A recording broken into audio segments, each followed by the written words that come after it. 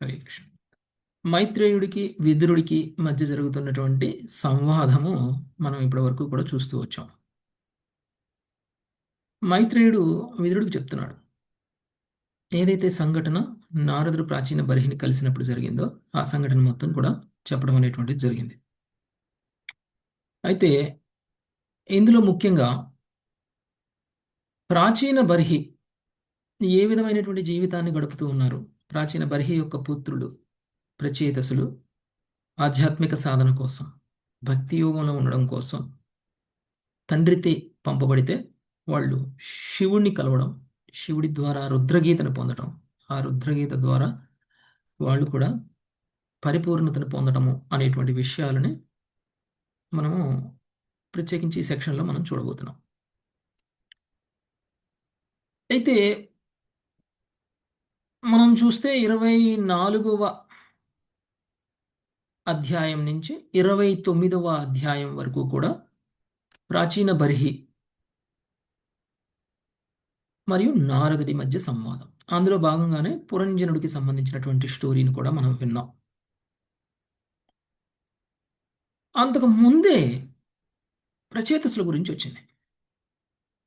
ప్రచేతసులు చాలా గొప్ప భక్తులు. వాళ్ళు చాలా తీవ్రమైనటువంటి తపస్సు చేశారు. 10,000 సంవత్సరాల పాటు తపస్సు చేశారు.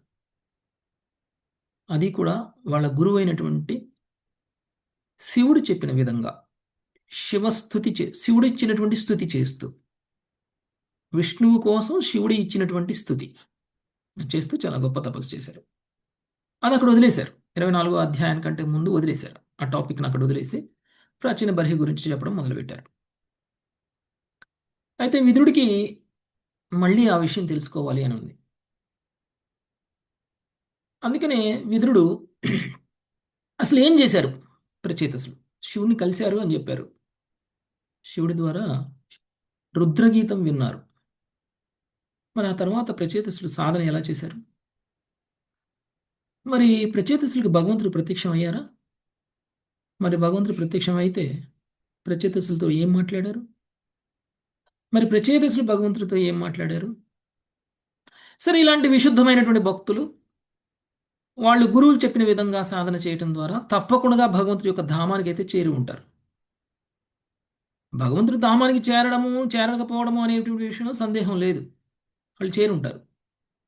అయితే భగవంతుడి యొక్క ధామానికి చేరడానికంటే ముందు ఈ భౌతిక లోకంలో వాళ్ళు ఏం సాధించారు? ఇవి విదురుడు తెలుసుకోవాలి అని అనుకున్నటువంటి ముఖ్యమైనటువంటి విషయాలు. అయితే మనము ఈ అధ్యాయంలో నేర్చుకోవాల్సినటువంటి విషయాలు కూడా చాలా ఉన్నాయి. దాన్ని మనం మన జీవితంలో ఆచరించాల్సినటువంటి విషయాలు కూడా చాలా ఉన్నాయి. ఒకటి, భగవంతుణ్ణి ప్రసన్నం చేసుకోవడం సాధ్యమైన పనేనా? అది అంత ఈజీయా? ప్రచేతసులు చేసుకున్నారు. అయితే ప్రచేతసుల్లో ఉన్నటువంటి ఆ ముఖ్యమైనటువంటి గుణం ఏమిటి? భగవంతుణ్ణే ప్రసన్నం చేసుకోగలిగినటువంటి గుణం. స్వయంగా భగవంతుడే వాళ్ళ ముందుకొచ్చి ప్రత్యక్షమై వాళ్ళకి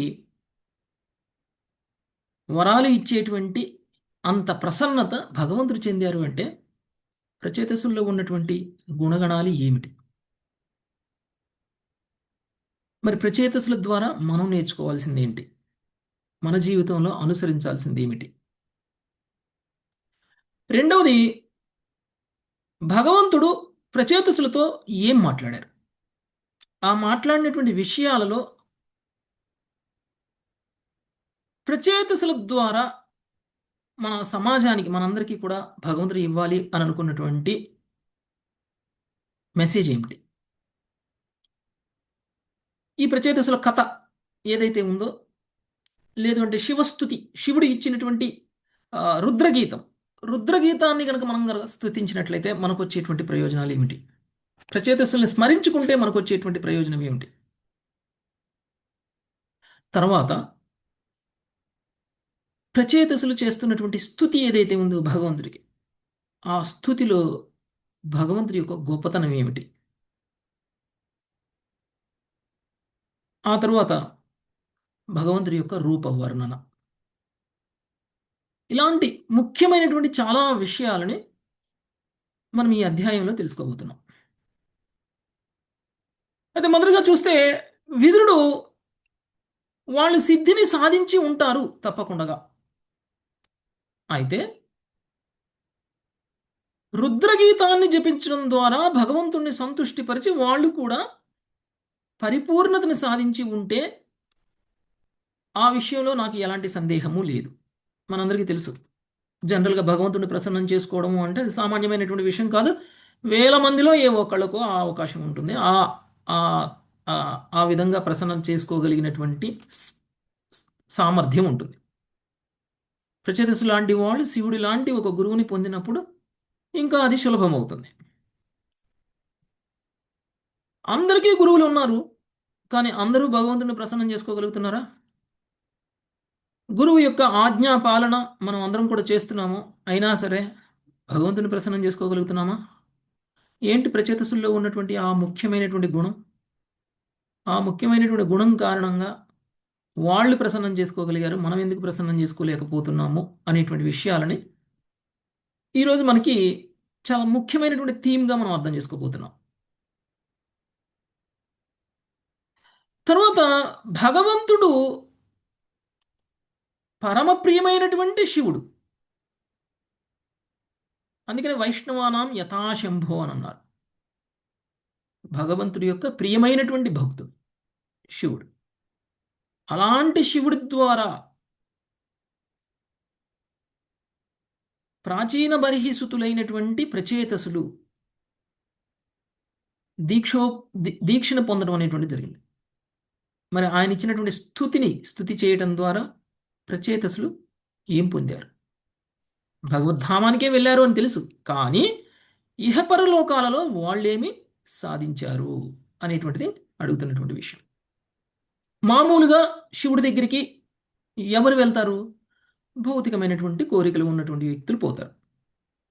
జనరల్గా మనం ఈ సృష్టిలో ఎలాంటి ఆధ్యాత్మికమైనటువంటి విషయాల గురించి చర్చ చేయాలి అనేటువంటి ప్రయత్నం చేసినా కానీ అందరూ కూడా దేవీ దేవతల ఆరాధన చేస్తారు. అందులో భాగంగానే శివుడి లాంటి ఉత్తమమైనటువంటి వైష్ణవుని కూడా ఆశ్రయిస్తారు. మరి శివుడి లాంటి భగవంతుణ్ణి ఆశ్రయించినటువంటి భక్తులకి కలిగేటువంటి ప్రయోజనం మనందరికీ తెలుసు. కొన్ని ఉదాహరణలు కూడా మనం చూడవచ్చు. ఎవరున్నారండి శివుడి దగ్గరికి వెళ్ళి వరాలు పొందినటువంటి వాళ్ళు? ఉన్నాడండి. అర్జునుడా? రావణ బ్రహ్మ ఉన్నాడండి. రావణాసురుడు, తీసుకుంటారు కదా. రావణాసురుడు, ఇంకా భస్మాసురుడు లేకపోతే వృకాసురుడు. వాళ్ళు చాలా కఠోరమైనటువంటి తపస్సు చేస్తారు, చాలా ఘోరమైనటువంటి తపస్సు చేస్తారు. వాళ్ళు కూడా ఆ తపస్సు యజ్ఞంలా చేశారు. ఎలా? చివరికి వృకాసురుడిని కనుక మనం చూసుకున్నట్లయితే వృకాసురుడు తన శరీరంలో ఉన్నటువంటి మాంసాన్ని కత్తిరించి ఆ మాంసాన్ని అగ్నిలో వేశారు. ఓకే, సో ఆ విధంగా శివుడిని ప్రసన్నం చేసుకోవాలని ప్రయత్నం చేశారు. మరి అలా చేస్తే శివుడు వాళ్ళ వరాలు తీర్చారా లేదా? వాళ్ళు కోరుకున్నటువంటి వరాలు తీర్చారా లేదా? ఇచ్చినారు ప్రభుజీ. శివుడు అశుతోషుడు. ఓకే, చాలా ఈజీగా ప్రసన్నమవుతారు. అయితే వరాలు పొందినటువంటి ప్రతి ఒక్కళ్ళ విషయంలోనూ శివుడు ప్రసన్నుడు అయ్యాడా? ప్రసన్నుడు అయ్యే వరాలు ఇచ్చారా? ప్రసన్నుడు అవ్వగానే వరాలు ఇచ్చారా? ఇంకా వాళ్ళ బలవంతానికి తప్పక కొన్ని కొన్ని పరిస్థితులు ఇచ్చారనిపించింది. వృకాసురుడు తన మాంసాన్ని అగ్నిలో వేస్తుంటే చూడలేక వీడిని గనక వదిలేస్తే ఇంకా ఏమేమి చేస్తాడో, సరే విధ్వంసం సృష్టిస్తున్నాడు వీడు అని తప్పనిసరి పరిస్థితుల్లో నా కోసం చేస్తున్నాడు, నా కోసం తన శరీరాన్నే తాను త్యాగం చేస్తున్నాడు. తప్పనిసరి పరిస్థితుల్లో వృకాసురుడికి వరం ఇవ్వడం అనేటువంటిది జరిగింది. ఓకే, అది రావణాసురుడు ఏం చేయవాడు? తన 10 తలకాయలని ఖండించుకొని తను అగ్నికి ఆహుతి చేయాలి అని అనుకున్నాడు. అందుకని శివుడు ప్రత్యక్షమై ఆయనకు కూడా వరం ఇచ్చాడు. సరే, ఇలాంటి వరాలని పొందినటువంటి వ్యక్తుల యొక్క గుణగణాలు ఎలా ఉంటాయి? వృకాసురుడు ఏం చేశాడు? వరాన్ని పొంది శివుణ్ణే భస్మం చేయాలి అని అనుకున్నాడు. రావణాసురుడు ఏం చేశాడు? శివుడి ద్వారా వరం పొంది పార్వతీదేవిని చెరపట్టాలి అని అనుకున్నాడు. అంటే శివుడిని ప్రసన్నం చేయాలి, శివుడి ద్వారా వరాలు పొందాలి అనేటువంటి ఉద్దేశంతో చేసేటువంటి తపస్సులు వాళ్ళల్లో ప్యూరిటీని తీసుకొస్తున్నాయా అంటే తీసుకురావు. వాళ్ళందరూ కూడా విశుద్ధమైనటువంటి భక్తులుగా మారుతున్నారా అంటే లేదు. వాళ్ళందరి యొక్క నేర ప్రవృత్తి మారుతుందా అంటే మారట్లేదు. వాళ్ళలో ఉన్నటువంటి దుర్మార్గం నశిస్తుందా అంటే నశించట్లేదు. వాళ్ళలో చేసేటువంటి పాప ప్రవృత్తి పోతుందా అంటే పోవట్లేదు. ఏం జరుగుతుంది వాళ్ళకి? కేవలం వాళ్ళ భౌతికమైనటువంటి కోరికలు తీరుతున్నాయి. వాళ్ళు కోరుకున్నటువంటి వరాలని వాళ్ళు పొందుతున్నారు. మరి ప్రచేతసులు కూడా శివుణ్ణి కలిశారు. ఏంటి తేడా? ప్రచేతసులు కూడా శివుడి ద్వారా ఇవ్వబడినటువంటి మంత్రాన్ని జపించారు. ఏంటి తేడా? భౌతికమైన కోరికలు కోరుకోలేదు ప్రభుజీ వాళ్ళు. ప్రచేతసులు శివుడు చెప్పిన విధంగా సాధన చేశారు. శివుడు ప్రసన్నమవుతుంది. ఇలా చేస్తే శివుడు ప్రసన్న, చాలా హ్యాపీ. భగవంతుణ్ణి స్తుతించమని ఒక స్తుతి ఇచ్చారు. విష్ణువుని ఎలా ఆరాధించాలి అనేటువంటి విషయాన్ని ప్రచేతసులకి శివుడు తెలియచేయడం అనేటువంటిది జరిగింది. ఏ దేవీ దేవత అయినా మీకు నిజంగా సరి అయినటువంటి వరాన్ని ఇవ్వాలి అని అనుకున్నారు అని అంటే ఆ వరం మిమ్మల్ని విష్ణువు దగ్గరికి తీసుకెళ్ళగలగడం, మీలో భక్తిని పెంపొందింపచేయడం, మీరు విష్ణు భక్తులుగా మారేలా చేయగలగడం. అలాంటి వరాన్ని మనం గనక దేవీదేవతలను అడిగితే దేవీదేవతలు నిజంగా ప్రసన్నులవుతారు. అందుకనే శివుడు వృకాసురుడి వలన, రావణాసురుడి వలన ప్రసన్నం అవ్వలేదు, కానీ ప్రచేతసుల వలన ప్రసన్నమయ్యారు. వాళ్ళకి వరం ఇచ్చారు, ఈయనకి వరం ఇచ్చారు. కానీ ఉత్తమమైనటువంటి వరం ఎవరు పొందారు అంటే ప్రచేతసులు పొందారు. అంత గొప్ప వరం ఇతర ఏ శివభక్తులు కూడా పొందలేదు. ఏమిటది? రుద్రగీతం. శివుడు ప్రచేతసులకు ఇచ్చినటువంటి రుద్రగీతం విష్ణువుని స్తుతిస్తుంది. ప్రచేతసులకు ఇచ్చినటువంటి రుద్రగీతం విష్ణు ఆరాధన ఎలా చేయాలో చెప్తుంది. అంటే రుద్రుడు ఏం కోరుకుంటున్నాడు? విష్ణువుని ఆరాధించమని కోరుకుంటున్నాడు మనల్ని. తన ప్రియమైనటువంటి శిష్యులకి శివుడు ఇచ్చేటువంటి ఉపదేశం విష్ణు భక్తి. అయితే సిద్ధిని సాధించేటువంటి విషయానికి వస్తే ఒక్కొక్కరికి ఒక్కొక్క రకమైనటువంటి పర్ఫెక్షన్స్. కొంతమంది చక్కగా పూలు కట్టగలరు, కొంతమంది చక్కగా పెయింటింగ్ వేయగలరు, కొంతమంది చక్కగా పాటలు పాడగలరు, కీర్తనలు చేయగలరు. ఆ విషయంలో వాళ్ళు పర్ఫెక్ట్. ఎవరు ఎలాంటి పర్ఫెక్షన్ని సాధించినా ఆ సాధించినటువంటి పర్ఫెక్షన్ భగవంతుడి కోసం చేస్తున్నారా, లేదు అనంటే భౌతికమైనటువంటి లాభం కోసం చేస్తున్నారా అనేటువంటిది మన గమ్యాన్ని నిర్ధారిస్తుంది. మనకున్నటువంటి మన యొక్క సామర్థ్యము, మనకున్నటువంటి మన యొక్క శక్తి మనం భగవత్ సేవలో కనుక ఉపయోగించినట్లయితే మనం సాధించేటువంటి సిద్ధి భగవంతుడి యొక్క ధామం, పరంధామాన్ని పొందడం. మరి ప్రచేతసులు సాధించినటువంటి సిద్ధి భగవంతుడి యొక్క ధామాన్ని పొందగలిగారు. భగవంతుడి యొక్క ధామాన్నే పొందగలిగారు. అయితే భగవంతుడి ధామాన్ని పొందడానికంటే ముందు భగవంతుడు వాళ్ళకి అనేకమైనటువంటి భౌతిక సౌకర్యాలను కూడా ఏర్పాటు చేశారు. అనంతకాలం పాటు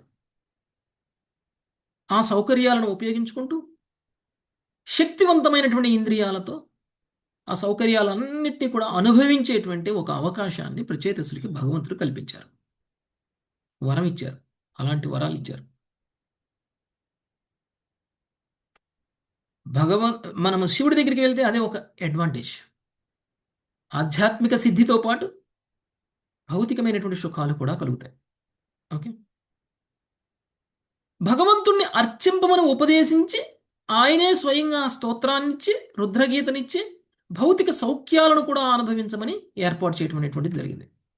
అంటే శివుడు తనంతకు తానే నేను ఇలా చేస్తే బాగుంటుంది అని ఇచ్చారా? కాదు. భగవంతుడు ఏం కోరుకున్నారో అదే శివుడి వరంలా ప్రచేతసులకి దొరికింది. శ్రీకృష్ణ భగవానుడు ఏం కోరుకున్నారో అదే ప్రచేతసులకి శివుడి ద్వారా వరంలా దొరికింది.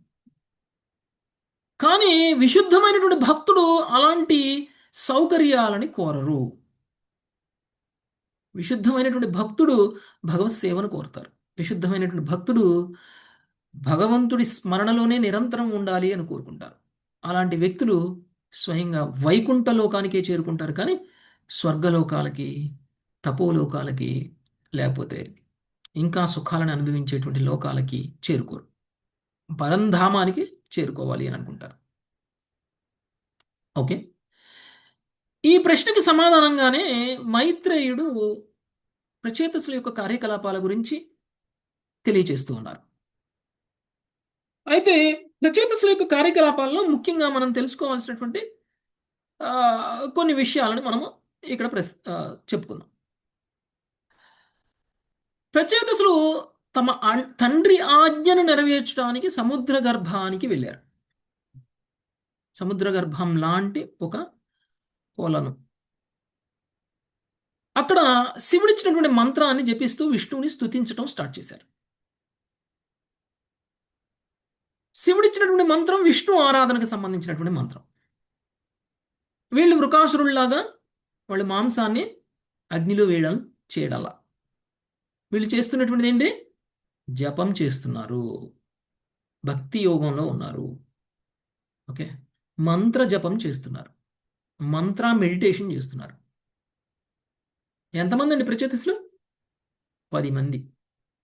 ఓకే, 10 మంది.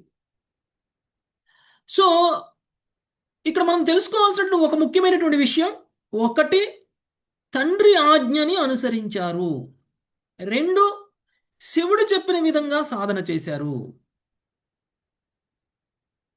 అంటే వీళ్ళలో ఒక ఉత్తమమైనటువంటి క్వాలిటీస్ ఉన్నాయి. ప్రచేతసుల్లో ఉత్తమమైనటువంటి క్వాలిటీస్ ఉన్నాయి. పెద్దలని గౌరవించడం, పెద్దలు చెప్పిన విధంగా వాళ్ళ ప్రవర్తనని మార్చుకోవడం, పెద్దలు చెప్పిన విధంగా వాళ్ళ కర్మలు చేయడం. 2వది, శివుడు ఆజ్ఞను పాలించారు. గురువు చెప్పింది చెప్పినట్లు చేయడం. గురువుకి సేవ చేయడము అంటే గురువు ఆజ్ఞని పాలించటం. ఈ 2 చేశారు వాళ్ళు. సరే, తండ్రి గురువు కాదు కదండి, తండ్రి కూడా విశుద్ధ భక్తుడు కాదు కదండి.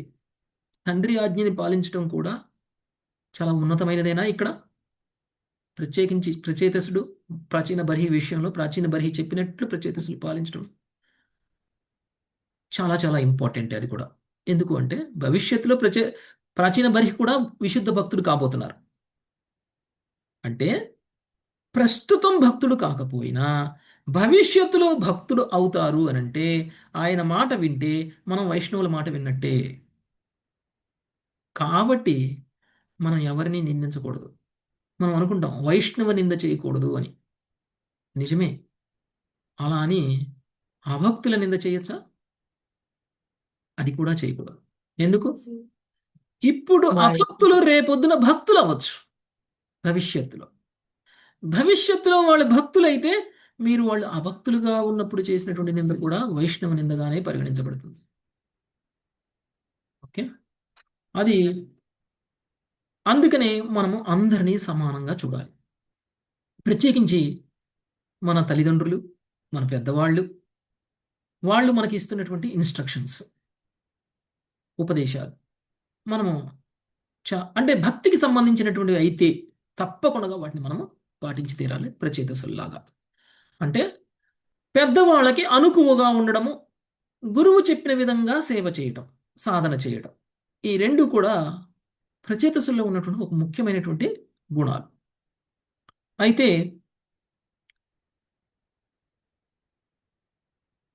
విశుద్ధ భక్తుడు ఎవరైనా సరే భగవంతుణ్ణి పొందాలి అనేటువంటి ప్రయత్నంలో తను చేసేటువంటి సాధన ఎలా ఉండాలి అనేటువంటిది కూడా ఇంకొక ముఖ్యమైనటువంటి విషయం మనం ఇక్కడ తెలుసుకోవచ్చు.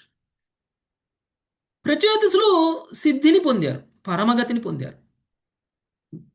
వాళ్ళంతరికి వాళ్ళు భగవంతుణ్ణి అన్వేషించి వాళ్ళంతరికి వాళ్ళే భగవంతుడికి ఎలా సాధన చేయాలో తెలుసుకొని వాళ్ళంతరికి వాళ్ళే చేస్తే ఈ లక్ష్యాన్ని సాధించగలిగారా అంటే సాధించలేదు. వీళ్ళందరూ కలిసి శివుడు చెప్పిన విధంగా చేశారు కాబట్టి వాళ్ళు సిద్ధిని పొందగలిగారు. అంటే విశుద్ధ భక్తుడు భగవంతుని చేరుకునేటువంటి విధానం ఏమిటి అని అంటే ఒక గురువుని పొందాలి. ఒక గురువు యొక్క దిశానిర్దేశం ప్రకారంగా సాధన చేయాలి.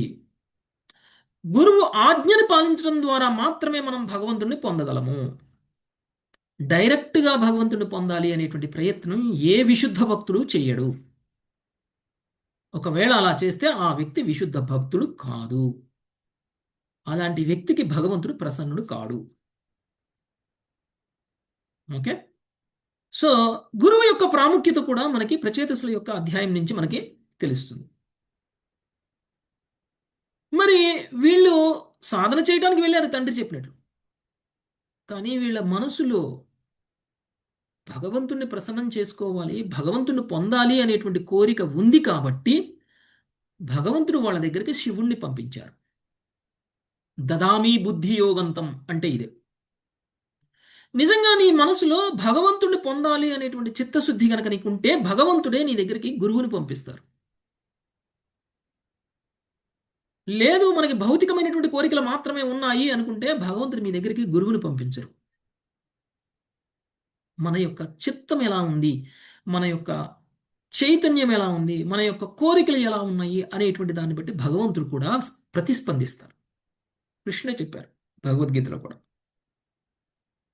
ఎవరైతే మనసుతో నన్ను కోరుకుంటారో, నన్ను పొందాలి అని కోరుకుంటారో వాళ్ళకి ఆ పొందేటువంటి మార్గాన్ని కూడా నేనే సూచిస్తాను అనేటువంటి విషయాన్ని.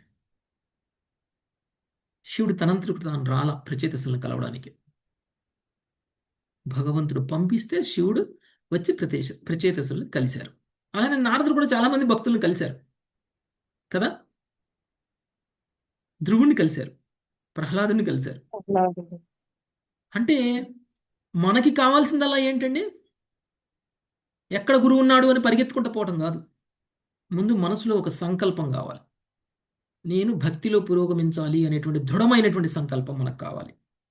ఎప్పుడైతే ఆ సంకల్పం ఉంటుందో ఆటోమేటిక్గా మనకి కావాల్సినటువంటి ఆధ్యాత్మిక సౌకర్యాలన్నీ కూడా భగవంతుడు ఏర్పాటు చేస్తాడు, ఇంక్లూడింగ్ గురువుతో సహా కదా. అలానే మనం అందరం కూడా ఒకరికొకరు పరిచయం అయ్యాం. మనం అందరం కూడా ఎవరో ఒకళ్ళ మెంటర్ అండర్లోకి రాగలిగాం.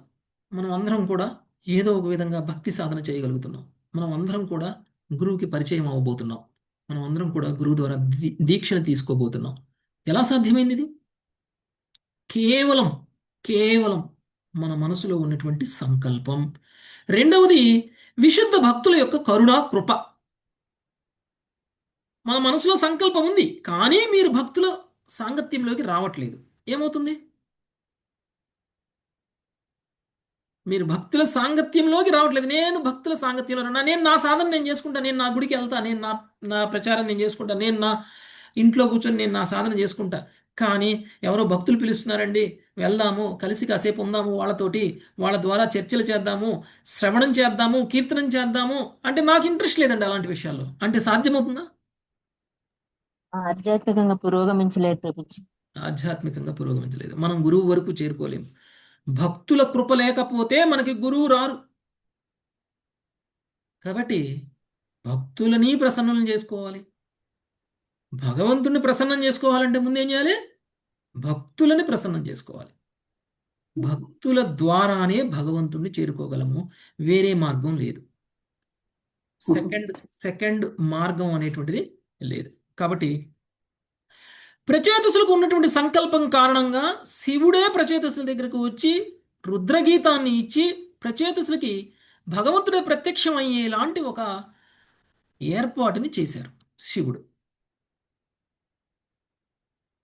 ఆ తర్వాత ప్రచేతసులు 10,000 సంవత్సరాల పాటు తీవ్రమైనటువంటి తపస్సును చేశారు.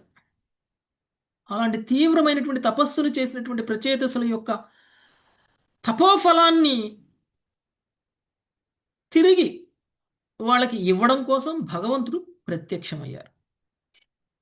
మనోహరమైనటువంటి రూపంతో భగవంతుడు ప్రత్యక్షమయ్యారు. ఎప్పుడైతే భగవంతుణ్ణి దర్శనం చేసుకున్నారో ప్రచేతసులకి 10,000 సంవత్సరాల పాటు వాళ్ళు చేసినటువంటి తపస్సు వలన కలిగినటువంటి కష్టాలన్నీ పోయాయి ఒక్క క్షణంలో. ప్రచేతసుల ప్రచేతసుల సాధన ఒకరోజు 2 రోజులు కాదు మనలాగా. ఎప్పుడో ఒక ఏకాదశి రోజు, లేదంటే నెలకు ఒకసారి గుడికి పోవడం, అలా కాదు. నిరంతరం నీటి అడుగులోకి వెళ్ళి 10,000 సంవత్సరాల పాటు శివుడు ఇచ్చినటువంటి రుద్రగీతను జపిస్తూ వాళ్ళు సాధన చేశారు. ఎంత కష్టం ఉంటుందండి అది? ఎంత శ్రమపడి ఉండాలి వాళ్ళు? ఎంతో కష్టం, ఎంతో కష్టం. అంత కష్టము ఒక్క క్షణంలో పోయింది. ఎలా పోయింది? భగవంతుడు ప్రత్యక్షం కావడంతో. భగవంతుడి దర్శనం. భగవంతుడు ఇక్కడ అష్టభుజ నారాయణ రూపంలో దర్శనమిచ్చారు. అష్టభుజ నారాయణ రూపంలో దర్శనమిచ్చారు. భగవంతుడు ఎలా కనిపిస్తున్నారు ప్రచేతసులకి అనేటువంటి విషయాన్ని కూడా వర్ణన ఇవ్వడం అనేటువంటిది జరిగింది. అంటే సుదీర్ఘ కాలం పాటు, వేలాది సంవత్సరాల పాటు చేసినటువంటి తపస్సు కూడా, తపస్సు వలన కలిగినటువంటి కష్టం కూడా మనకి కష్టంలా అనిపించదు ఎప్పుడు? ఆ తపస్సు యొక్క ఫలితాన్ని మనం పొందినప్పుడు. ఇక్కడ ప్రచేతసులు పొందినటువంటి తపస్సు యొక్క ఫలితం భగవంతుణ్ణి దర్శనం చేసుకోవడం. ఒక క్షణం పాటు చేసుకున్నటువంటి దర్శనం. వాల్మీకి కూడా 60,000 సంవత్సరాల పాటు ధ్యానం చేశాడు. తెలుసా అండి మీకు? వాల్మీకి 60,000 సంవత్సరాల పాటు ధ్యానం చేశారు. ఓకే, ఆ విధంగానే మనోహరమైనటువంటి రూపంతో దర్శనమిచ్చారు, వాళ్ళ కష్టాలన్నీ తొలగిపోయేలాగా. ఓకే, ధ్రువుడు 5 ఏళ్ల బాలుడే అయినా కానీ చాలా తీవ్రమైనటువంటి తపస్సు చేశాడు. ఎండుటాకులు తిన్నాడు, జలాన్ని మాత్రమే తాగారు. చివరికి ఆయన గాలి కూడా పీల్చుకోకుండా ఉన్నారు. కానీ ఎప్పుడైతే భగవంతుణ్ణి ముఖాముఖి చూశారో ఏమైపోయిందండి? అన్ని ధ్రువుడి యొక్క కష్టాలన్నీ ఉపశమనం కలిగింది. ఆయన చేసినటువంటి తపస్సు ఏమీ అనిపించలేదన్నమాట, సంతోషాన్ని కలిగించిందన్నమాట. కాబట్టి ఇలాంటి తపోకర్మలు అనేటువంటివి, తీవ్రమైనటువంటి తపస్సులు, ధ్యానాలు అనేటువంటివి సత్యయుగం నాటి సమయంలో చేసేటువంటి ప్రక్రియ. కలియుగంలో మనం చేసే తపస్సు, వాళ్ళు పొందినటువంటి ఫలాన్నే మనం కూడా భగవంతుని ముఖాముఖి చూడాలి. మనం కూడా ప్రచేతసులు చూసినట్టు, ధ్రువుడు చూసినట్టు, ప్రహ్లాదులు చూసినట్టు, ఇతర భక్తులు చూసినట్లు మనం కూడా ముఖాముఖి చూడాలి అంటే వాళ్ళని అనుసరించాలి. కానీ వాళ్ళ ఏ యుగంలో ఉన్నారో ఆ యుగానికి అనుసరించినటువంటి ధర్మాన్ని వాళ్ళు ఫాలో అయ్యారు కాబట్టి వాళ్ళు భగవంతుని ప్రసన్నం చేసుకోగలిగారు. కానీ మనం ఏ యుగంలో ఉన్నాం? కలియుగం. కలియుగంలో ఉన్నటువంటి మనకి కలియుగ ధర్మం ఏమిటో తెలుసుకోవాలి ఫస్ట్. ఆ ధర్మాన్ని పాటిస్తేనే భగవంతుడు మనకి ప్రసన్నుడవుతాడు. ఏమిటండి కలియుగ ధర్మం? చైతన్య నామ మహాప్రభు, సంకీర్తన. చైతన్య మహాప్రభు మనకి ఇచ్చినటువంటి హరినామ సంకీర్తన. హరినామ. హరినామ సంకీర్తన ప్రభు. హరే కృష్ణ హరే కృష్ణ కృష్ణ కృష్ణ కృష్ణ కృష్ణ హరే హరే, హరే రామ హరే రామ రామ రామ హరే హరే. ఇది హరినామ సంకీర్తన ద్వారా మనము భగవంతుని ప్రసన్నం చేసుకోగలము. ఇది ఎలా సాధ్యమవుతుంది?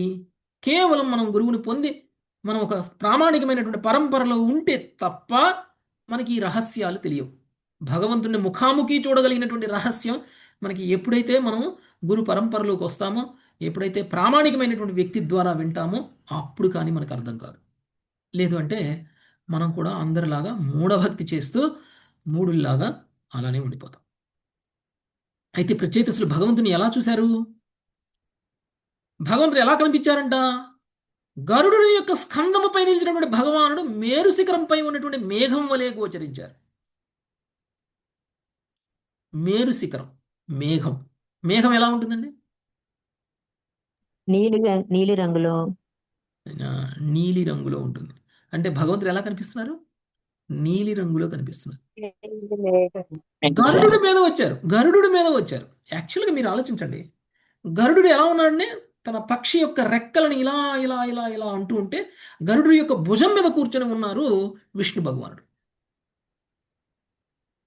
ఆ పక్షి ఎలా కనిపిస్తుంది? మేరు పర్వతంలా కనిపిస్తుంది. మేరు పర్వతంలా ఉన్నటువంటి ఒక పర్వతం మీద మేఘం వచ్చి ఇలా వాలింది అనుకోండి, ఎలా ఉంటుంది? అలాంటి అందం అక్కడ కనిపిస్తుంది అనమాట. సో మీ అందరూ అనుకోవచ్చు, అదేంటంటే వాళ్ళు నీళ్ళల్లో ఉన్నారు కదా, గరుడు ఎగురుకుంటూ రావడం ఏంది అని అనొచ్చు. అవునా? నీళ్ళలో కదా వాళ్ళు ఉంది. ప్రచేతసులు ఎక్కడ తపస్సు చేస్తున్నారండి? నీళ్ళల్లో నీటి అడుగున నీటి అడుగున మేరు పర్వతం అంత గరుడు రెక్కలు ఊపుకుంటూ గాలిలో ఎగురుతున్నట్టు ఎలా ఎగరగలుగుతున్నారు? ఉం? అదే అదే భగవంతుడి యొక్క గొప్పతనం. ఓకే, భగవంతుడు నీళ్ళల్లో కూడా ఎగరగలరు, గరుడు నీళ్ళల్లో కూడా ఎగరగలరు. ఓకే, గరుడు స్కందం మీద అలా నిలిచారు.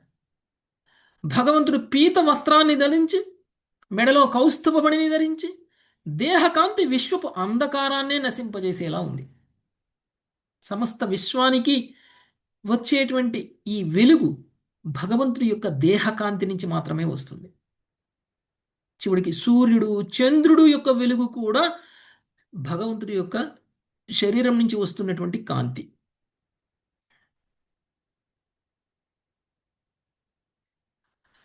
ఓకే, అందుకనే ప్రభాస్మి శశి సూర్యయో అని అంటారు. సూర్యుడు అంటే భగవంతుడి యొక్క వెలుగు 1000 సూర్యుల యొక్క వెలుగు కంటే ఎక్కువ. సో అలాంటి భగవంతుణ్ణి ఎలా ఉన్నారు అని అంటే ఆయన వదనము అతి రమణీయంగా దేదీప్యమానమైనటువంటి కిరీటాలతోటి, సువర్ణ ఆభరణాలతోటి అలంకరింపబడి ఉంది. ఆ కిరీటము దేవదేవుడి యొక్క శిరముని సుందరముగా అమరి ఉంది. ఆయన యొక్క అష్టభుజములలో వివిధ ఆయుధాలను కూడా ధరించి ఉన్నారు. అంతేకాదు, ఆయనతో పాటు అనేక మంది సుర ముని గణగములతో ఉన్నారు. ఒక రాజకీయ నాయకుడు రోడ్డు మీద వెళ్తుంటేనే వేల మంది వెళ్తున్నారు వెనకాల, అవునా కదండి? ఒక సెలబ్రిటీ రోడ్డు మీద వెళ్తుంటే ఎంతమంది వెళ్తారండి ఆయన చుట్టూతో? వేల మంది వస్తారు. చూడండి మీరు, మరి భగవంతుడి వస్తే ఎంతమంది రావాలి? భగవంతుడికి ఒక రాజకీయ నాయకుడి కంటే తక్కువ ఉందా ఫాలోయింగ్? ఒక సెలబ్రిటీ కంటే తక్కువ ఉందా ఫాలోయింగ్? భగవంతుడికి చాలా ఫాలోయింగ్ ఉంది. భగవంతుడు ఎక్కడికైనా వెళ్తే ఆయన చుట్టూ దేవ గణాలు అందరూ ఎంతమంది ఉంటారు అంటే, ఆయన సేవలు చేసేటువంటి వాళ్ళు ఎంతమంది ఉంటారంటే, ఒక సెలబ్రిటీ వెళ్తుంటే ముందు ఒక 6 కార్లు, వెనక ఒక 6 కార్లు, మధ్యలో ఆయన వెళ్తుంటే ఒక రాజకీయ నాయకుడు, ఒక ప్రధానమంత్రి, ఒక ముఖ్యమంత్రి వెళ్తుంటే ఎలా ఉంటుందో అంతకి ఎన్నో వేల రెట్లు ఎక్కువగా ఆయన వస్తుంటే ఉంటారు. ఓకే, అతనికి సేవ చేయాలి అనుకున్నటువంటి సురగణం, మునిగణం ఆయనతో పరివేష్టితులై ఉన్నారు. కిన్నెరలోకవాసీలు అయినటువంటి గరుడు తన రెక్కలని ఆడించుచు వేద మంత్రాలతో ఆ దేవదేవుని స్తుతించుచున్నాడు. గరుడు యొక్క రెక్కలు ఆడుతూ ఉంటే వచ్చేటువంటి శబ్దము వేద మంత్రాల్లా ఉంది. చాలా మెలోడియస్గా భగవంతుణ్ణి స్తుతిస్తున్నట్లు ఉంది. శంకు, చక్రము, గద, పద్మాలను పోలినటువంటి చతుర్బాహువులతో ప్రకటమయ్యేటువంటి విష్ణు రూపం వేరు. కానీ ఇక్కడ మనకి 8 బాహువులతో ప్రకటమైనటువంటి భగవంతుడి యొక్క రూపము కనిపిస్తుంది. శంఖము, పద్మము కూడా ఆయుధాలే. ఓకే, అవి ఆ ఆయుధాలు మనలో ఉన్నటువంటి కల్మషాలని ఖండించి వేస్తాయి. మనలో ఉన్నటువంటి అన్నీ కూడా ఖండించబడతాయి. సో మామూలుగా కనిపించేటువంటి 4తో పాటు ఇంకా మిగిలినటువంటి 4 చేతుల్లో ఏం కనిపిస్తున్నాయి భగవంతుడికి అనంటే, ధనుస్సు, బాణము, త్రిశూలము, సర్పము ఉన్నాయి, శంకు, చక్ర, గదా, పద్మాలతో పాటు. ఓకే, అష్ట ఆయుధాలను ధరించినటువంటి భగవంతుడి యొక్క అష్టభుజ రూపము. ఇక దేవదేవుడి యొక్క మెడలో ఉన్నటువంటి వనమాల మోకాళ్ళ వరకు వేలాడుతుంది. అష్టబాహువులు చాలా దృఢంగా సుదీర్ఘంగా ఉన్నాయి. వాటన్నిటినీ కూడా అలంకరించబడినటువంటి ఆ మాల లక్ష్మీదేవి సౌందర్యాన్ని ధిక్కరిస్తుంది. యాక్చువల్గా విష్ణువు యొక్క హృదయ స్థలంలో లక్ష్మీదేవి ఉంటుంది. విష్ణువు యొక్క భుజం మీద ఈ యొక్క మాల వేలాడుతూ ఉంది. అది ఎక్కడ దాకా ఉంది? మోకాళ్ళ దాకా ఉంది. ఆ మోకాళ్ళ దాకా వేలాడుతున్నటువంటి మాల వలన కలిగినటువంటి సౌందర్యము లక్ష్మీదేవి యొక్క సౌందర్యాన్ని మించిన విధంగా ఉందన్నమాట.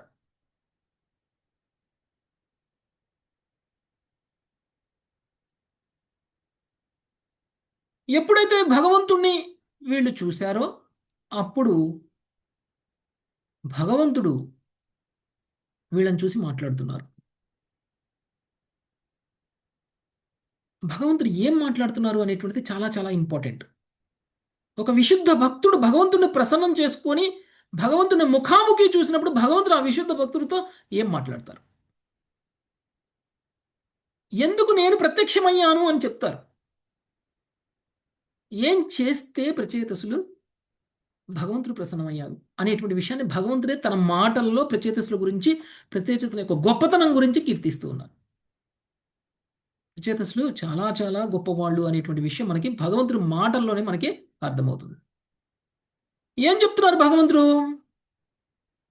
మీ మధ్య ఉన్నటువంటి పరస్పర స్నేహభావం కారణంగానే నేను మిగులు ప్రసన్నుడనయ్యాను అని చెప్పారు. భగవంతుడి యొక్క సేవ చేయడం కోసం 10 మంది ప్రచేతసులు వాళ్ళ మధ్య భేదాభిప్రాయాలను కూడా పక్కన పెట్టి 10,000 సంవత్సరాల పాటు కలిసి భగవంతుని ప్రసన్నుడిని చేయాలి అనేటువంటి ఉద్దేశంతో సాధన చేశారు. ఇది చాలా గొప్ప విషయం. ఒక ఇద్దరు వ్యక్తులు 10 నిమిషాల పాటు కలిసి ఉంటే వాళ్ళ మధ్య స్నేహభావం ఉంటుందా ప్రస్తుత సమయంలో కలియుగంలో? ఒక 10 మంది 10 నిమిషాల పాటు కలిసి ఉండలేనటువంటి ఈ సమాజంలో 10 మంది 10,000 సంవత్సరాల పాటు కలిసి మనస్పర్ధలు లేకుండా సేవ చేయగలిగారంటే ఎంత గొప్ప విషయం అది. అవునా కదా? ప్రచేతసులు పరస్పర స్నేహ భావంతో ఉండడము అనేటువంటిది ఇక్కడ ముఖ్యమైనటువంటి విషయం. కాబట్టి భగవత్ సేవ చేయాలి అనుకున్నటువంటి వైష్ణవులందరూ ఎలా ఉండాలి? పరస్పర స్నేహ భావాన్ని కలిగి ఉండాలి. మనలో మనం కొట్టుకోకూడదు, మనలో మనం ద్వేషించుకోకూడదు, మనలో మనం విమర్శించుకోకూడదు. మనం అందరం కలిసి భగవంతుడికి సేవ చేయాలి. అప్పుడు భగవంతుడు ప్రసన్నమవుతాడు. అంటే నేను ఎంత గొప్పగా నేను భగవంతుడిని ప్రసన్నం చేసుకోవడానికి సాధన చేశాను, సేవ చేశాను అనేది కాదు ఇక్కడ ఇంపార్టెంట్. నేను సేవ చేశానా లేదా అనేది కాదు ఇంపార్టెంట్. నేను భగవంతుడికి నాకు మధ్యలో ఎవరు ఉన్నారా లేదా అనేది కాదు ఇంపార్టెంట్. ఇక్కడ నేను ఎంత మందితో కలిసి ఎంత సహకారంతో నేను భగవంతుడిని సేవ చేశాను, భగవంతుడికి సేవ చేశాను అనేటువంటిది ఇంపార్టెంట్. అప్పుడు భగవంతుడు ప్రసన్నమవుతారు. మనం అందరం అనుకోవచ్చు నేను సేవ చేస్తున్నాను అని. ఆ సేవకి భగవంతుడు ప్రసన్నం అవ్వరు. నీ సేవ ఇతర భక్తులతో కలిసి భేదాభిప్రాయాలు ఉన్నా కానీ ఒకళ్ళకి ఇంకొకరికి మధ్య ద్వేషభావం లేకుండా అందరూ కలిసి ఎలా సేవ చేస్తారు అనేటువంటిది చాలా చాలా ఇంపార్టెంట్. అందుకనే భగవంతుడు అక్కడ నేను చాలా ప్రసన్నున్నయ్యాను మీ యొక్క స్నేహ సహకారాల కారణంగా, స్నేహభావం కారణంగా. భక్తి యోగము అనేటువంటిది ఏకైక ధర్మం మీ అందరికీ ఉన్నది. అంటే లక్ష్యం ఒకటే మీ అందరికీ, 10 మందికి ఉన్నటువంటి లక్ష్యం ఒకటే. ఏమిటి? భగవంతుని ప్రసన్నం చేసుకోవాలి, భగవంతుడికి సేవ చేయాలి, భక్తి యోగంలో ఉండడం. చాలా మంది భక్తులు ఉన్నారు, అందరూ భగవంతుడికి సేవ చేయాలి అని అనుకుంటున్నారు, కానీ ఒక్కొక్కరు ఒక్కొక్క రకంగా సేవ చేయాలి అని అనుకుంటున్నారు. ఉదాహరణకి డిటి డిపార్ట్మెంట్ భగవంతుడికి వేయాల్సినటువంటి అలంకరణ డ్రెస్ ఒక్కొక్క భక్తుడు, పోయిన సంవత్సరం జన్మాష్టమికి నేను భగవంతుడికి ఎల్లో డ్రెస్ వేసాను, ఈసారి ఎల్లో డ్రెస్ వద్దు పింక్ డ్రెస్ వేద్దాం అని అంటాడు. ఇంకొక భక్తుడు, అంటే డిపార్ట్మెంట్లో ఒక్కళ్ళే ఉంటారా? భగవంతుని అలంకరించే డిపార్ట్మెంట్లో ఒక 5-6, 10 మంది ఉంటారు. ఈ 10 మందికి 10 మంది మధ్య భేదాభిప్రాయాలు ఉన్నాయి. ఒకళ్ళు ఎల్లో డ్రెస్ వేయాలంటారు, ఒకళ్ళు రెడ్ డ్రెస్ వేయాలంటారు, ఒకళ్ళు పింక్ డ్రెస్ వేయాలంటారు, ఒకళ్ళు గ్రీన్ డ్రెస్ వేయాలంటారు, ఒకళ్ళు బ్లూ డ్రెస్ వేయాలంటారు. ఇవి మన స్పర్ధల, అభిప్రాయాలు. అభిప్రాయ భేదాలు. అయితే ఈ 5-6 యొక్క లక్ష్యం ఏమిటి?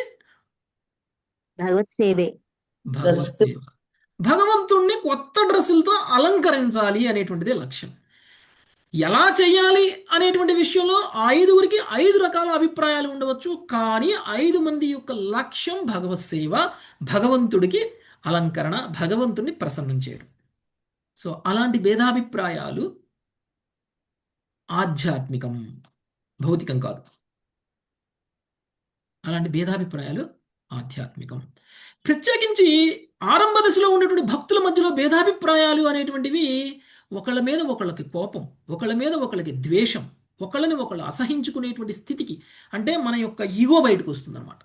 ఆరంభ దశలో ఉన్నటువంటి భక్తుల మధ్య ఇలాంటి భేదాభిప్రాయాలు ఉండకూడదు. పర్వాలేదులేండి, ప్రభుజీ చెప్పేశారు, భక్తిలో భేదాభిప్రాయాలు ఉన్నా కానీ అందరి యొక్క ఉద్దేశం సేవే కాబట్టి అందరూ పర్వాలేదు, భేదాభిప్రాయాలు ఉండొచ్చు, ఒకళ్ళనొకళ్ళు ద్వేషించుకోవచ్చు అని అనుకోవద్దు. ఆరంభ దశలో ఉన్నటువంటి భక్తులు వేరు, పురోగమించినటువంటి భక్తులు వేరు. పురోగమించినటువంటి భక్తుల మధ్యలో ఉన్నటువంటి భేదాభిప్రాయాల వల్ల నష్టం జరగదు, కానీ ఆరంభ దశలో ఉన్నటువంటి భక్తుల మధ్య భేదాభిప్రాయాల వల్ల 100% నష్టం జరుగుతుంది. భక్తులు ఒకళ్ళనొకళ్ళు ద్వేషించుకుంటారు, ఒకళ్ళనొకళ్ళు దూషించుకుంటారు, ఒకళ్ళను ఒకళ్ళు అపరాధాలు చేస్తారు. అది చాలా ప్రమాదకరమైనటువంటి విషయం. మీకు ఒక ఎగ్జాంపుల్ చెప్తాను. ఉదాహరణకి సుగ్రీవుడు, హనుమంతుడు ఇద్దరూ కూడా రాముడి యొక్క భక్తులే. రాముడికి సేవ చేయాలి అని మాత్రమే అనుకున్నారు. అయితే ఒక సందర్భంలో విభీషణుడు రాముడి దగ్గరికి వచ్చాడు. విభీషణుడు రాముడి దగ్గరికి వచ్చి, నేను నీకు శరణాగతుని అవ్వాలి అని అనుకుంటున్నాను, నన్ను నువ్వు శరణులో తీసుకో, నీ సైన్యంలో నన్ను కలుపుకో, నేను నీకే సపోర్ట్ చేస్తాను అని అన్నాడు. మరి పక్కనే ఉన్నటువంటి సుగ్రీవుడి భావం ఎలా ఉంది, పక్కనే ఉన్నటువంటి హనుమంతుడి భావం ఎలా ఉంది? వెంటనే రాముడు సుగ్రీవుడిని అడిగాడు, సుగ్రీవ, విభీషణుడు మనతో కలవాలి అని అనుకుంటున్నారు, మనకి శరణాగతులు అవ్వాలి అని అనుకుంటున్నాడు, మనకి యుద్ధంలో సహాయం చేయాలి అని అనుకుంటున్నాడు, నీ ఉద్దేశం ఏమిటి అని అడిగాడు. సుగ్రీవుడు ఏం చెప్పాడు? రామ, సుగ్రీవుడు రావణాసురుడి యొక్క సోదరుడు, శత్రువు యొక్క సోదరుడు. చాలా ప్రమాదం అలాంటి వ్యక్తిని కనుక మనం తీసుకొచ్చి మనం దగ్గర పెట్టుకున్నాము అని అంటే మన రహస్యాలన్నీ కూడా రావణాసురుడికి చేరవేసేటువంటి ప్రమాదం ఉంది. మనం యుద్ధంలో ఓడిపోవడానికి విభీషణుడు కారణం కావచ్చు. కాబట్టి విభీషణుని దగ్గరికి రానియకు అని అన్నాడు.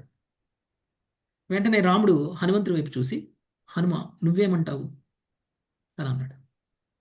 హనుమంతుడు, నేను లంకకు వెళ్ళినప్పుడే నేను విభీషణుని చూశాను. విభీషణుడు చాలా మంచివాడు, చాలా గొప్పవాడు, రావణాసురుడు లాంటివాడు కాదు. విభీషణుడు లాంటి వ్యక్తి మీకు శరణాగతుడు అయ్యాడు అని అంటే తప్పకుండా మీరు అంగీకరించాలి అని అన్నారు. దీన్ని బట్టి మనకేం తెలుస్తుంది ఈ సందర్భం నుంచి? వీళ్ళిద్దరూ, సుగ్రీవుడు రాజు,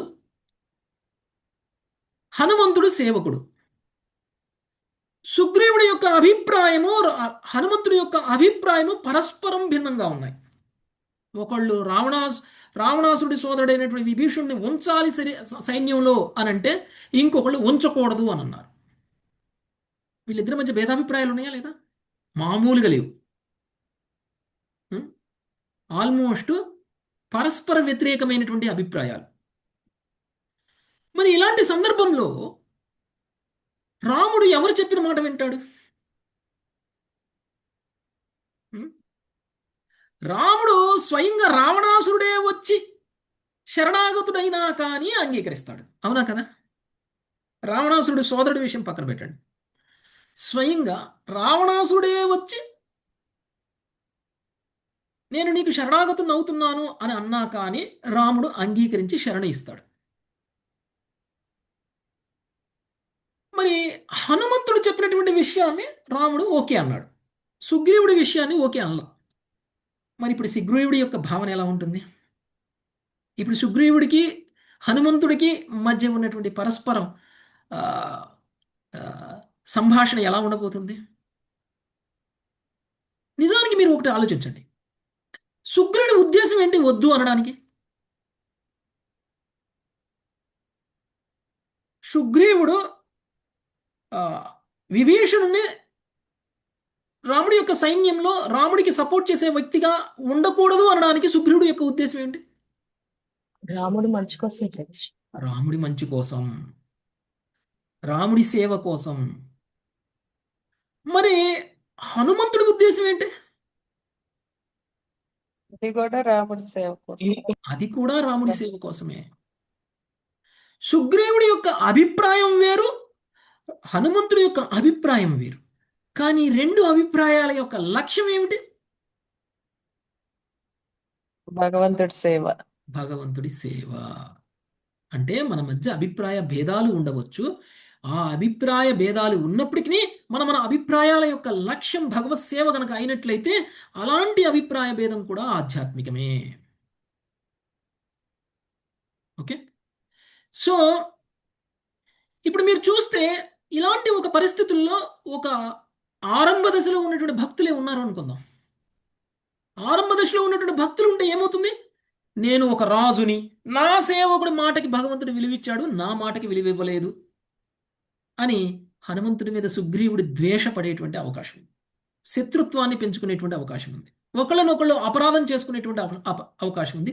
ఒకళ్ళనొకళ్ళు దూషించుకునేటువంటి అవకాశం ఉంది. వాళ్ళిద్దరూ కూడా భగవంతుడిని వదిలేసి వాళ్ళిద్దరు కొట్టుకోవడం మొదలు పెడతారు, ఆరంభ దశలో ఉన్నటువంటి భక్తులైతే. కానీ సుగ్రీవుడు ఏం చేశాడు ఆ టైంలో? హనుమంతుడు ఏం చేశాడు ఆ టైంలో? సుగ్రీవుడు అన్నాడు భగవంతుడిని ఉద్దేశించి,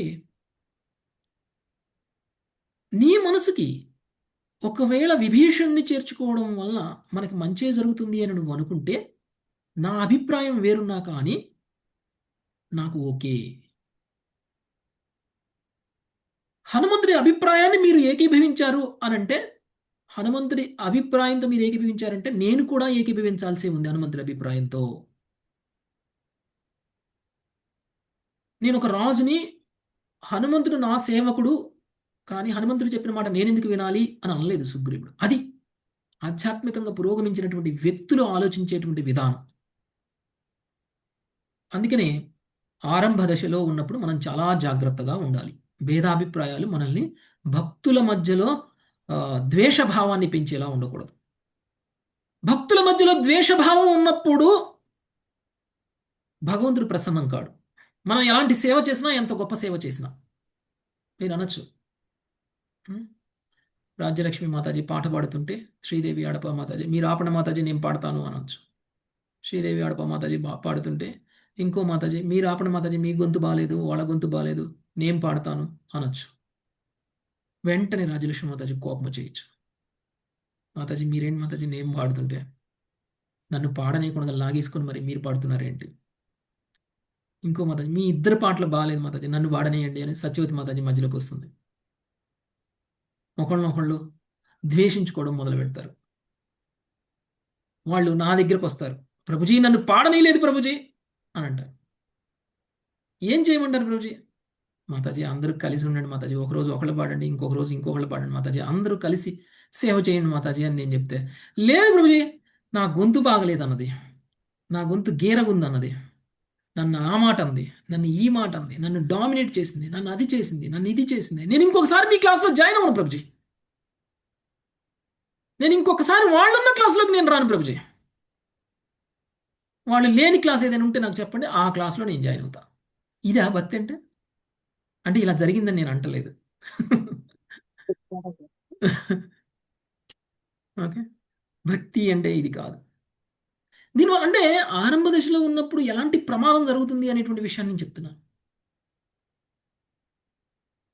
అందరి యొక్క ఉద్దేశం భగవత్ సేవ అయినప్పుడు మనలో యూనిటీ, ఐకమత్యం అనేటువంటిది ఆటోమేటిక్గా వచ్చేస్తుంది.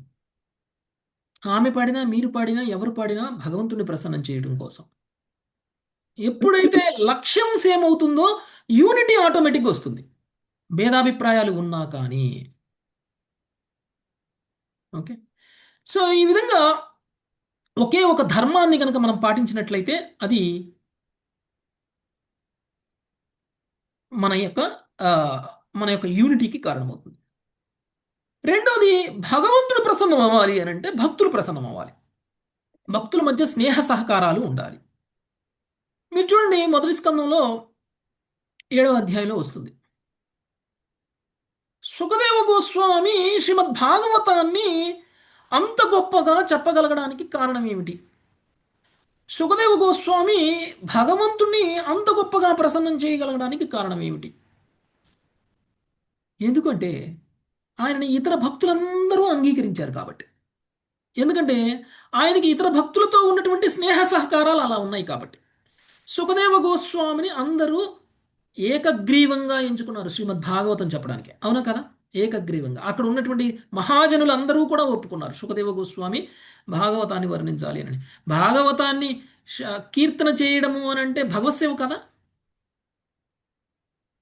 అవును గురుజీ. భగవత్ సేవ.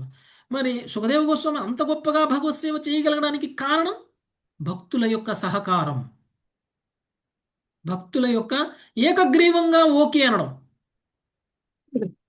అది లేకపోతే సుఖదేవ గోస్వామి కూడా భాగవత శ్రవణం పఠనం చేయగలిగారు. అంటే కృష్ణుడిని ప్రేమిస్తే సరిపోదు. నేను కృష్ణుడిని ప్రేమిస్తున్నానండి, నేనెందుకు ఈ మాతాజీని ప్రేమించాలి, నేనెందుకు ఆ మాతాజీని ప్రేమించాలి, ఆమె అలాంటిది, ఆమె ఎలాంటిది, నాకు వీళ్ళతో సంబంధం లేదు, నాకు వీళ్ళొద్దు, నాకు కృష్ణుడు ఉంటే చాలు, కృష్ణుడి ప్రేమ ఉంటే చాలు.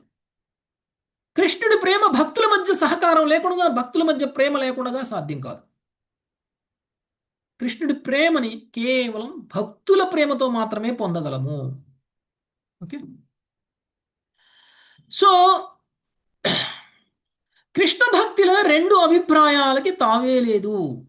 మన శక్తి అనుసారము మనం కృష్ణుడికి ఎలా సేవ చేయాలని మాత్రమే చూడాలి, అంతే. రెండు అభిప్రాయాలకు తావేలేదు.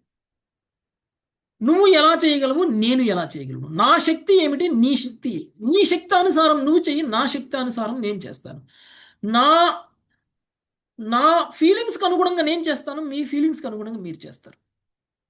ఎవరికి ఎంత వీలైతే అంత చేస్తారు. అంతేకాని ఆయన చేసింది తప్పు, నేను చేసింది రైట్, నేను చేసింది తప్పు, ఆయన చేసింది రైట్, అలా కాదు. భక్తిలో ప్రతిదీ రైటే, ఎవరు ఎలా చేసినా రైట్. ఓకే. కాబట్టి భక్తులు విడిపోకూడదు, భక్తులు ఐకమత్యంగా ఉండాలి. ఓకే. భక్తుల ఐకమత్యమే భగవంతుడి ప్రసన్నతకి కారణం. భక్తుల ఐకమత్యత భగవంతుడి యొక్క ప్రసన్నతకి కారణం. భగవంతుడి ప్రసన్నం అంటే అమితమైనటువంటి ఆనందాన్ని పొందుతారు, వరాలను కూడా ఇస్తారు. ప్రచేతసులకి అదే చేస్తున్నారు ఇక్కడ. ప్రచేతసులు 10,000 సంవత్సరాల పాటు భగవద్భక్తి చేయడం కోసం కలిసిమెలిసి ఉన్నారు, సహాయ సహకారాలు చేసుకున్నారు, భగవంతుడిని ప్రసన్నం చేశారు. ఓకే. నెక్స్ట్, ఇది భగవంతుడు కీర్తించినటువంటి ప్రచేతసుల యొక్క ఒక గుణం. ఓకే. ఇక రెండవది భగవంతుడు ఏమంటున్నారు ప్రచేతసుల గురించి అంటే, ఎవరైతే సంధ్యా సమయంలో ప్రచేతసుల్ని స్మరిస్తారో వాళ్ళు కూడా వాళ్ళ సోదరులని, ఇతర భక్తులని, ఇతర జీవుల ఎడ మైత్రీభావాన్ని పెంచుకోగలుగుతారు. ఓకే. సంధ్యా సమయంలో ప్రచేతసులను గుర్తు తెచ్చుకోవడం వల్ల మనకి కలిగేటువంటి లాభం ఏమిటి అని అంటే, మనం కూడా ప్రచేతసుల్లాగా మన సోదరులతోటి మైత్రీభావాన్ని పెంపొందించుకోగలుగుతాం. ఇతర భక్తుల పట్ల మనకి కూడా మైత్రీభావం వస్తుంది. ఎంత గొప్పదండి! ప్రచేతసులకి ఎలాంటి వరం ఇచ్చారో చూడండి భగవంతుడు. అంటే మొదటిది, ప్రచేతసుల మధ్య ఉన్నటువంటి స్నేహ సహకారాలను కనుక మనం కూడా గుర్తు తెచ్చుకోగలిగితే మనకి కూడా అలాంటి గుణాలు వస్తాయి, ప్రచేతసులకు వచ్చినటువంటి గుణాలు వస్తాయి. ఓకే. అంటే భక్తిలో వాళ్ళకు ఉన్నటువంటి ప్రవర్తనని వాళ్ళు మెచ్చుకుంటున్నారు. భగవంతుడు ప్రచేతసుల యొక్క ప్రవర్తనని, ప్రచేతసుల యొక్క ఐకమత్యాన్ని మెచ్చుకుంటున్నారు. భగవంతుడు ప్రచేతసులని కీర్తిస్తున్నారు. ఇంకొక లక్షణం, ఇంకొక ముఖ్యమైనటువంటి విషయం ప్రచేతసుల గురించి భగవంతుడు మాట్లాడుతున్నటువంటిది. శివుడు ద్వారా ఇవ్వబడినటువంటి స్తోత్రము ఉదయము సంధ్యా సమయాలలో కనుక నన్ను ఉద్దేశించి స్తుతించినట్లయితే వాళ్ళకి నేను సమస్త వరదానాలు ఇచ్చేస్తాను అని అంటున్నారు. అంటే రుద్రగీతం అంటే ప్రామాణికమైనటువంటిది అనమాట రుద్రగీతం. రుద్రుడు భగవంతుణ్ణి ఉద్దేశించి స్తుతించటానికి ఒక స్తుతిని ఇచ్చారు. ఆ స్తుతిని ప్రచేతసులు స్తుతించటం వలన భగవంతుడు ప్రసన్నమయ్యారు, వరాలు ఇస్తున్నారు. ఎవరెవరు ఇది చేస్తారో వాళ్ళందరికీ కూడా భగవంతుడు ప్రసన్నమవుతారు, భగవంతుడికి అలాంటి వరాలే ఇస్తారు. మన కోరికలని అన్నిటినీ తీర్చగలిగినటువంటి వరాలు. ఇప్పుడు ఈ మొత్తం సంఘటన నుంచి మనం తెలుసుకోవాల్సినటువంటి ఒక ముఖ్యమైనటువంటి విషయం, ఒకటి గురువు సహకారంతో పొందినటువంటి ఉపదేశం ఏదైతే ఉందో దానిని పాటించటం, రెండు భక్తుల మధ్య సహాయ సహకారాలని కలిగి ఉండడం. భక్తుల సాంగత్యంలో ఉండి గురువుకి కనెక్ట్ అవ్వడం, భక్తుల సాంగత్యంలో ఉండి గురువుకి కనెక్ట్ అవ్వడం, ఇదే పరంపరలో ఉండడం అంటే. భక్తుల సాంగత్యంలో భక్తులను ప్రేమిస్తూ భగవత్ ప్రేమను పొందేటువంటి మార్గం, భక్తులను ప్రేమిస్తూ గురువు ఇన్స్ట్రక్షన్ ఫాలో అవడం. ప్రచేతసులు అదే చేశారు. అలా చేయడమే పరంపరలో ఉండడము అంటే, అలా చేయడమే భగవంతుడిని ప్రసన్నం చేసుకునేటువంటి మార్గం. ఓకే, మనం అందరం కూడా అదే ప్రయత్నంలో ఉన్నాం. భక్తుల సాంగత్యంలో భగవంతుడి సేవ చేయాలి అని అనుకుంటున్నాం. భక్తుల మధ్య సహాయ సహకారాలతో భగవంతుడిని ప్రసన్నం చేసుకోవడం కోసం గురువుని పొందాలి అని అనుకుంటున్నాం. ఇది ప్రామాణికమైనటువంటి ఆధ్యాత్మిక సాధనా విధానం తప్ప వేరే ఏ ఇతర విధానాల ద్వారా కూడా మనం భగవంతుడిని ప్రసన్నం చేసుకోలేము. భగవంతుడి ద్వారా అంటే గురు పరంపరకి కనెక్ట్ అవ్వడం అంటే ఇదే.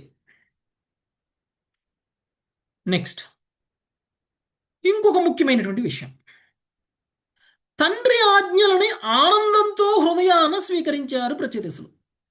అది కూడా భగవంతుడు ప్రసన్నం అవడానికి ఒక కారణమైంది. మామూలుగా మనం అందరికీ కూడా ఎవరైనా సరే ఏదైనా ఆజ్ఞ ఇచ్చారనుకో, ఎవరో పక్కన పెట్టండి, మన తండ్రే మనకు ఆజ్ఞని ఇచ్చారనుకోండి, ఇది చెయ్యండి అని. కొంతమంది చేస్తాను అని చెప్పి చెయ్యకుండా ఉండొచ్చు, కొంతమంది డైరెక్ట్గా చెయ్యను అని చెప్పొచ్చు, కొంతమంది బలవంతంగా చెయ్యవచ్చు, కొంతమంది ఇష్టపూర్వకంగా ప్రేమగా మనస్ఫూర్తిగా చేయవచ్చు. వీటన్నిటిలో తేడా ఉందా? ఉంది ప్రభుజీ.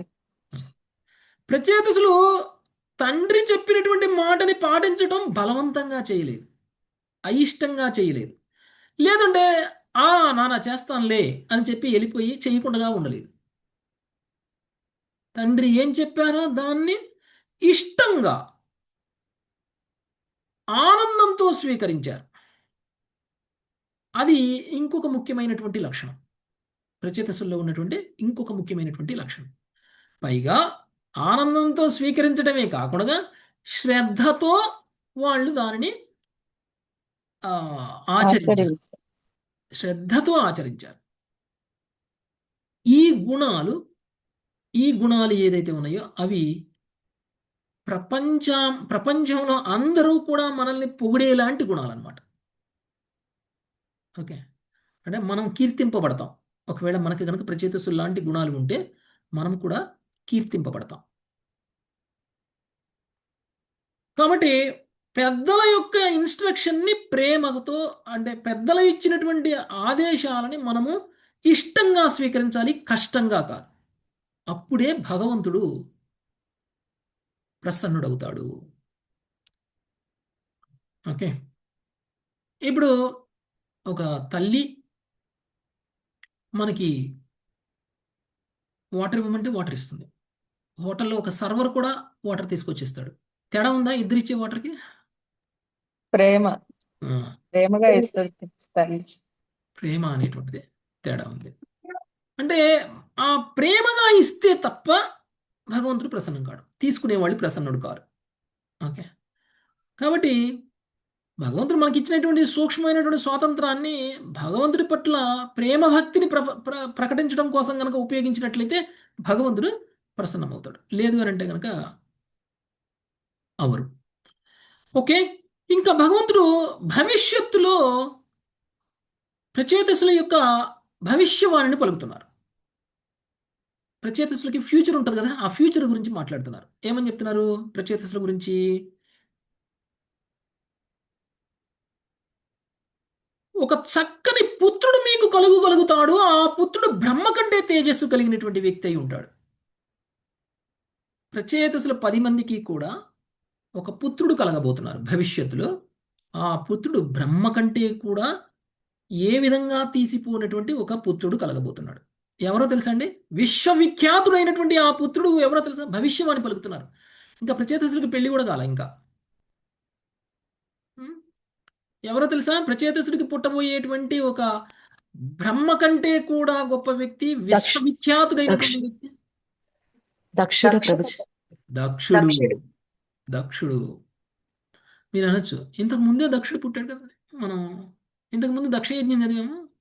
6వ స్కందంలో కూడా దక్షుడు వస్తాడు, 4వ స్కందంలో కూడా దక్షుడు వచ్చాడు కదా. మరి దక్షుడు ఆల్రెడీ మేక తలకాయ పెట్టుకుని ఉన్నారు కదా, మళ్ళీ దక్షుడు పుట్టడం ఏంటి అని అనుకోవచ్చు. అది దక్షుడి యొక్క పూర్వజన్మ, ఇది దక్షుడి యొక్క నెక్స్ట్ జన్మ. మేక తలకాయతోటి మరణించిన తరువాత దక్షుడు మళ్ళీ పుడతాడనమాట ప్రచేతసులకి పుత్రుడుగా. ప్రచేతసులకి పుత్రుడుగా దక్షుడు పుట్టినప్పుడే దక్షుడు హరియశ్వ అనేటువంటి 10,000 మంది పుత్రుల్ని, శవలస్వ అనేటువంటి 1000 మంది పుత్రుల్ని కన్నారు. 10 మంది ప్రచేతసులకి ఒక పుత్రుడు పుడితే, ఒక పుత్రుడైనటువంటి దక్షుడికి 10,000 మంది హరియశ్వలు, 1,000 మంది శవలశ్వలు, 60 మంది కూతుళ్ళు పుట్టారు. ఓకే, అంటే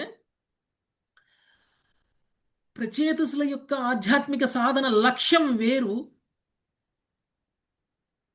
దక్షుడి యొక్క లక్ష్యం వేరు. ప్రచేతసుల యొక్క లక్ష్యము ప్రజాబాహుళ్యాన్ని వృద్ధి చేయడం కాదు, ప్రజాబాహుళ్యాన్ని వృద్ధి చేయగలిగినటువంటి ఒక వ్యక్తికి జన్మనివ్వడం. అందుకని అలాంటి ఒక పుత్రుని కని వాళ్ళు ఆధ్యాత్మికంగా ఉన్నారు. నాకు ఒక్కడు చాలు, ఆ ఒక్కడు సమస్త సృష్టిలో ఉన్నటువంటి జనాలని సృష్టించగలగాలి. లేదు అనంటే వాళ్ళే చేయాలి ఆ పని.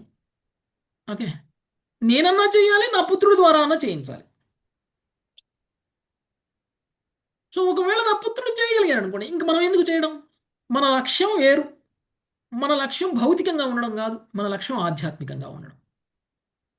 సో ప్రచేతసులు ఏం చేశారు?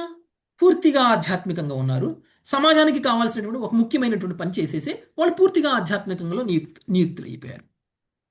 ఇదే దక్ష హంస గుహ్య ప్రార్థనలు చేశారు. హంస గుహ్య ప్రార్థన ఎప్పుడు చేస్తారు? 6వ స్కందంలో చేస్తారు. దక్షుడు హంస గుహ్య ప్రార్థన విన్నారా మీరు? అది 6వ స్కందంలో వస్తుంది. ఓకే, భగవంతుడిని ఆయన కూడా స్తుతిస్తారు. సో పుత్ర పౌత్రులతో ముల్లోకాలని నింపగలిగినటువంటి ఒక పుత్రుడు, బ్రహ్మ తేజస్సు కలిగినటువంటి వ్యక్తి, బ్రహ్మ తేజస్సుకి ఏమాత్రం తీసిపోయినటువంటి వ్యక్తి, విశ్వవిఖ్యాతుడైనటువంటి వ్యక్తి అయినటువంటి దక్షుడికి జన్మనిస్తారు మీరు అనేటువంటి విషయాన్ని చెప్పారు. అది ఎలా సాధ్యమవుతుంది? అది ఎలా సాధ్యమవుతుందో కూడా భగవంతుడు చెప్తున్నారు. ప్రమ్లోచ అనేటువంటి ఒక అప్సరస కండు ఋషి యొక్క సంగమంతో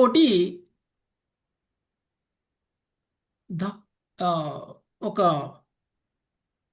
ఒక పుత్రిక జన్మిస్తుంది. ఓకే, ఒక పుత్రిక జన్మిస్తుంది. ఆ పుత్రికని మీరు వివాహం చేసుకోండి అని చెప్పారు. మామూలుగా తెలుసు, మనందరికీ తెలుసు, ఋషులు తపస్సులు చేస్తుంటే ఇంద్రుడికి అస్థిరత ఏర్పడుతుంది. గొప్ప గొప్ప ఋషులు ఘోరమైనటువంటి తపస్సులు చేస్తుంటే ఇంద్రుడు వాళ్ళ తపస్సుని చెడగొట్టాలి అనేటువంటి ప్రయత్నం చేస్తారు. అందులో భాగంగానే ఒక అప్సరస ప్రమ్లోచ కండు ఋషి చేస్తున్నటువంటి తపస్సుని భగ్నం చేయడం కోసం ప్రమ్లోచన పంపించారు. ప్రమ్లోచికి ఆకర్షితుడైనటువంటి ఈ కండు ఋషి ప్రమ్లోచ ద్వారా ఒక పుత్రికని కనడం అనేటువంటిది జరిగింది. మనం అనుకుంటాం అదేంటండి, పురుషులు స్త్రీలకి అంత ఈజీగా ఆకర్షితులవుతారా అని. పురుషులు స్త్రీలకి చాలా సులువుగా ఆకర్షితులవుతారు. విశ్వామిత్రుడైతే స్త్రీని చూడకుండానే ఆకర్షితుడయ్యాడు గాజుల చప్పుడుతోటి. స్త్రీ పురుషుణ్ణి ఎంత ఈజీగా ఆకర్షిస్తుంది అని అంటే ఆ పరిధిలోకి వస్తేనే ఆకర్షిస్తుంది. చాలా జాగ్రత్తగా ఉండాలి. అందుకని బ్రహ్మచారుల దగ్గరికి స్త్రీలు చాలా క్లోజ్గా వెళ్ళకూడదు. బ్రహ్మచారుల దగ్గరికి, సన్యాసుల దగ్గరికి స్త్రీలు క్లోజ్గా వెళ్ళకూడదు. వాళ్ళ మాట కూడా, వాళ్ళ గొంతు కూడా పురుషుల్లో కామాన్ని ప్రేరేపిస్తుంది. వాళ్ళు వేసుకున్నటువంటి బట్టల విధానం కూడా పురుషుల్లో కామాన్ని ప్రేరేపిస్తుంది. వాళ్ళ యొక్క స్మెల్ కూడా పురుషుల్లో కామాన్ని ప్రేరేపిస్తుంది. వాళ్ళు చేసేటువంటి గాజుల శబ్దం కూడా పురుషుల్లో కామాన్ని ప్రేరేపిస్తుంది. ఆ పురుషుడు ఎవరో నాలాంటి మీలాంటి ఒక సామాన్యమైనటువంటి ఒక వ్యక్తి కాకపోయినా సరే, గొప్ప గొప్ప తపస్సులు చేసేటువంటి విశ్వామిత్రుడు, కండు ఋషి లాంటి వ్యక్తులే స్త్రీ యొక్క అందానికి బానిసలైపోయారు. ఇక మనలాంటి వాళ్ళు, మనకి ఎంతో కఠోరమైనటువంటి నిష్ఠ, శ్రద్ధ, విలువలు ఉంటే తప్ప మనము స్త్రీ అనేటువంటి మోహం నుంచి బయటపడడం సాధ్యం కాదు. చాలా జాగ్రత్తగా ఉండాలి. మాయ అంత బలమైనది. ప్రత్యేకించి మాయ స్త్రీ రూపంలో పురుషుణ్ణి పతనం చేయడానికి వస్తుంది. స్త్రీ రూపంలో పురుషుడు పతనం అయిపోతాడు. అందుకనే స్త్రీ విషయంలో పురుషుడు చాలా జాగ్రత్తగా ఉండాలి. అలానే పురుషుడి విషయంలో స్త్రీ కూడా జాగ్రత్తగా ఉండాలి. పురుషుడు కూడా స్త్రీని అట్రాక్ట్ చేయగలుగుతాడు. ఒక రకంగా చెప్పాలంటే వాళ్ళ మధ్య ఉన్నటువంటి ఇన్ఫాక్చుయేషన్ ఏదైతే ఉంటుందో, వాళ్ళ మధ్య ఉన్నటువంటి ఆకర్షణ ఏదైతే ఉంటుందో, ఆ ఆకర్షణ కారణంగా అవతల వ్యక్తిలో ఉన్నటువంటి లోపాలు కూడా మనకు కనపడవు. ఒక అందవిహీనమైనటువంటి వ్యక్తి కూడా అందంగా అనిపిస్తుంది. ఎందుకు? ఆకర్షణ వల్ల. గొంతు బాగోకపోయినా కానీ మృదువుగా అనిపిస్తుంది మనకి. ఎందుకు? మధ్యలో ఉన్నటువంటి అట్రాక్షన్, ఆకర్షణ వల్ల. వాళ్ళు ఏం చేసినా నచ్చుతుంది, వాళ్ళు తప్పు చేసినా నచ్చుతుంది, ఒప్పు చేసినా నచ్చుతుంది. వాళ్ళల్లో మనకు తప్పులే కనపడవు. ఒక భక్తుల మధ్యలో కూడా ఇలాంటి ప్రేమ భావం ఉండాలి. అప్పుడే మనం ఇతర భక్తుల్ని ద్వేషించాం. భక్తుల మధ్య ఆకర్షణ, భగవంతుడితోటి మనకున్నటువంటి ఆకర్షణ చాలా చాలా ఇంపార్టెంట్.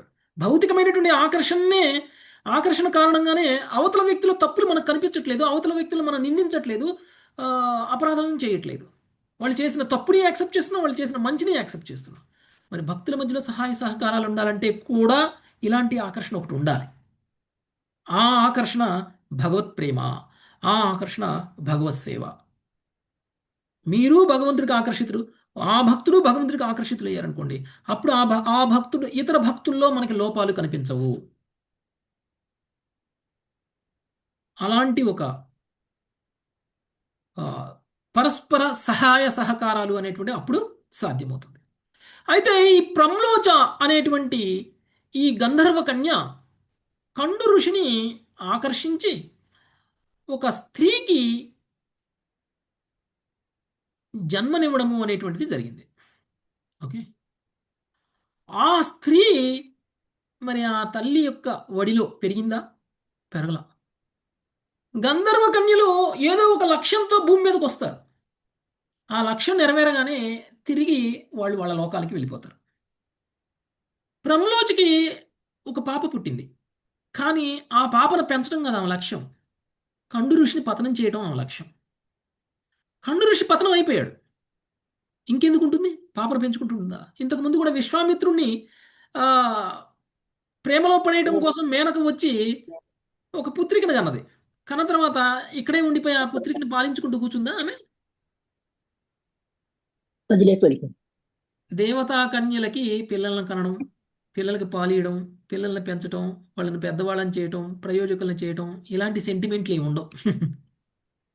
ఓకే, వాళ్ళ లక్ష్యం నెరవేరగానే ఆ పిల్లల్ని ఆడ వదిలేసి వెళ్ళిపోతారు. నాకేం సంబంధం లేదు. ఆ పిల్లలతోటి. అలానే ప్రమ్లోచి కూడా ఆ పిల్లని వదిలేసి వెళ్ళిపోయింది. మరి కండు ఋషి పెంచాడా? కండు ఋషి లక్ష్యం కూడా వేరు. పొరపాటున ప్రమ్లోచికి ఆకర్షితుడైపోయి ఒక పుత్రికకి జన్మనివ్వడం జరిగింది. అంత మాత్రం తన లక్ష్యం నుంచి, తన మార్గం నుంచి బయటకు వచ్చేసి ఆ పుత్రికతోటి ఆ పుత్రికను పెంచే పనిలో పడిపోతాడా కండు ఋషి? తను చేసినటువంటి తప్పుని ఎప్పుడైతే తెలుసుకున్నాడో వెంటనే ఆ పుత్రికను వదిలేసి తను కూడా వెళ్ళిపోయాడు. ఏమైపోయింది ఆ పుత్రిక ఇప్పుడు? వనంలో ఆ అడవిలో అనాథగా ఉంటారు పెరుగుతుంది. బయట. అడవిలో అనాథగా పెరుగుతుంది. పాపం ఆ పుత్రికని చెట్లు చేరదీశాయి, వృక్షాలు చేరదీశాయి. వృక్షాల సంరక్షణలో ఆ పుత్రిక పెరిగి పెద్దదైంది. అంతేకాదు,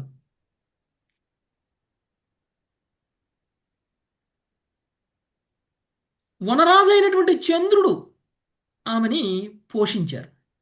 వనరాజు అయినటువంటి చంద్రుడు అంటే వృక్షాలకి రాజు ఎవరండి?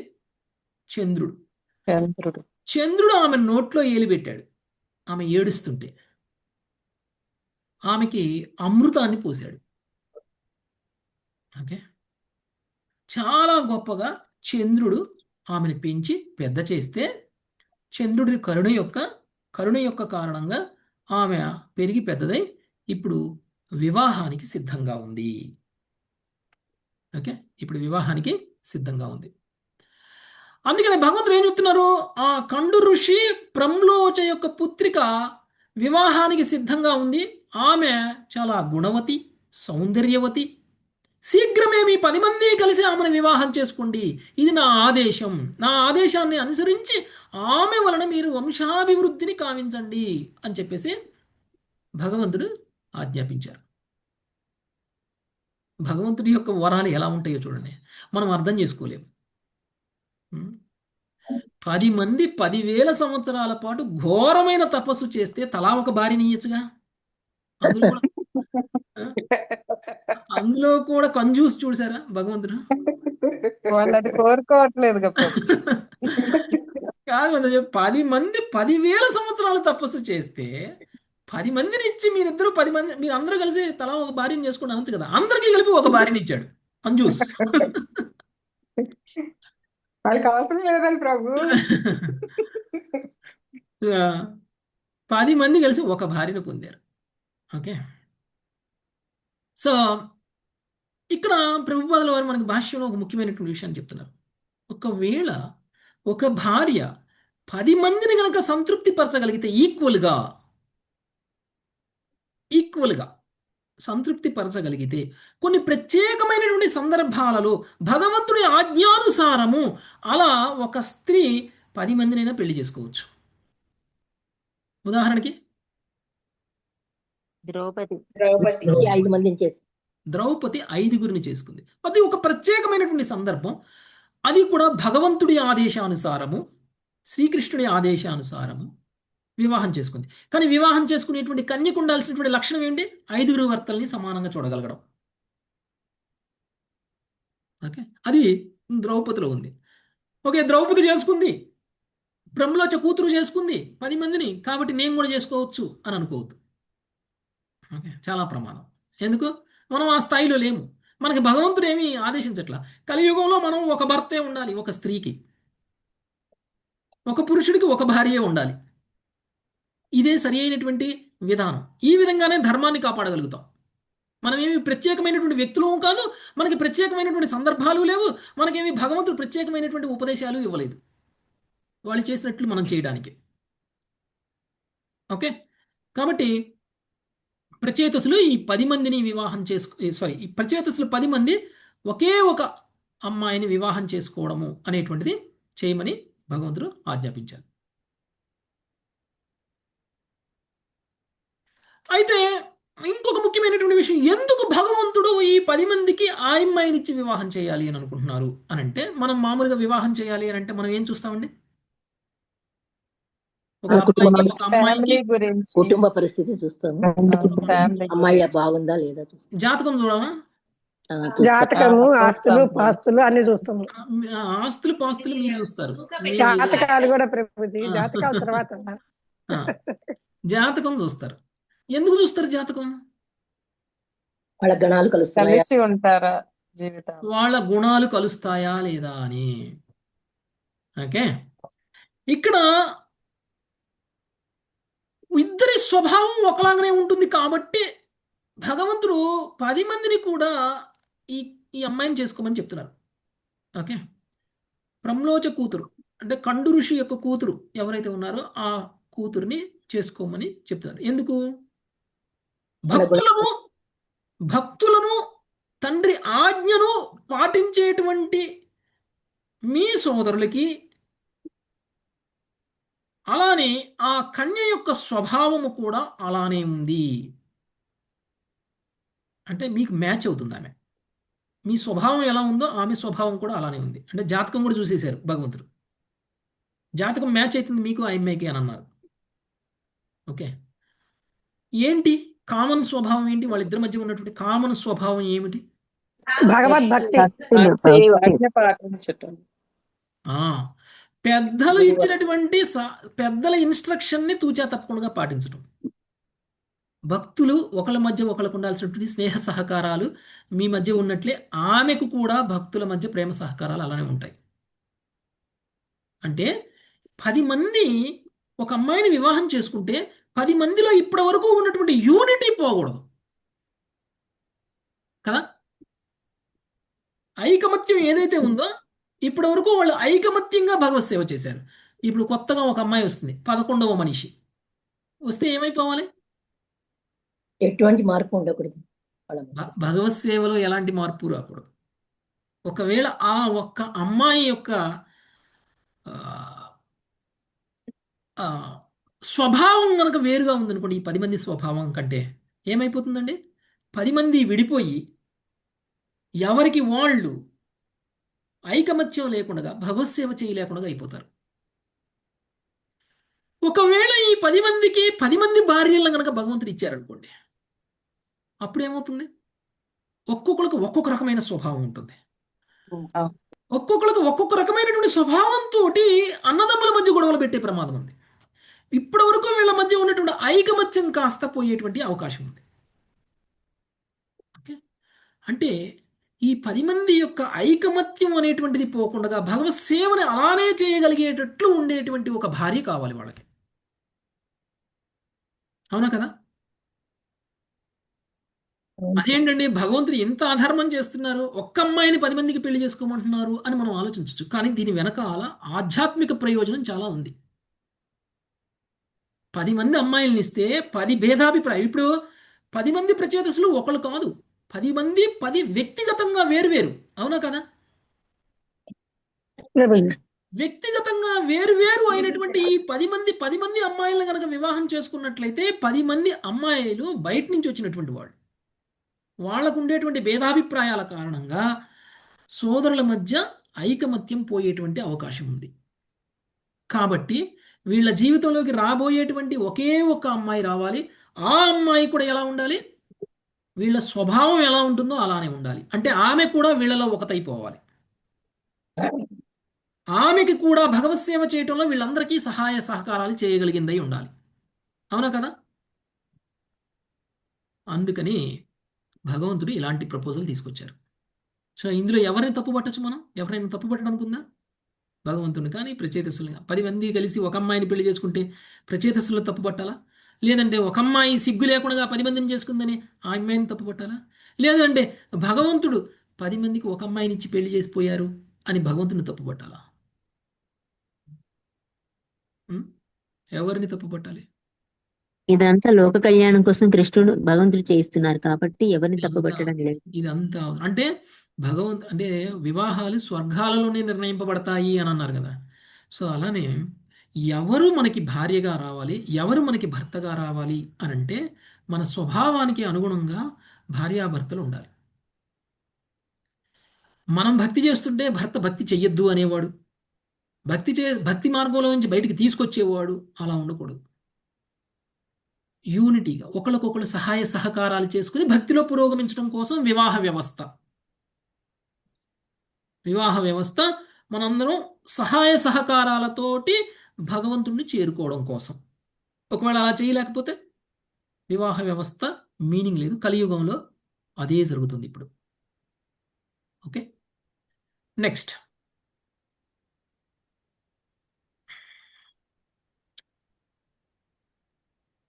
ఇక వరాలు ఇస్తున్నారు భగవంతుడు ప్రచేతసులకి. నా అనుగ్రహం కారణంగా మీరు ఇహభోగములనే కాక స్వర్గభోగములను కూడా అనుభవించగలరు. నిస్సందేహంగా వీటన్నింటినీ మీరు 10 లక్షల దివ్య సంవత్సరాల కాలం పాటు నిరాటంకంగా పూర్తి సామర్థ్యంతో అనుభవించగలరు అని చెప్పారు. భౌతికమైనటువంటి సౌకర్యాలన్నింటినీ కూడా ఇచ్చేస్తున్నారు భగవంతుడు. ఇహభోగాలనే కాక స్వర్గలోక భోగాలను కూడా అనుభవిస్తారు. ఎంతకాలం కాదు? 10 లక్షల దివ్య సంవత్సరాల పాటు, 1,000,000 దివ్య సంవత్సరాల పాటు అనుభవిస్తారు. ఎలా అనుభవిస్తారు? పూర్తి సామర్థ్యంతో. పూర్తి సామర్థ్యంతో అనుభవిస్తారు. ఇంతకంటే వరం ఏమైనా ఉంటుందా? భౌతికమైనటువంటి లాభం.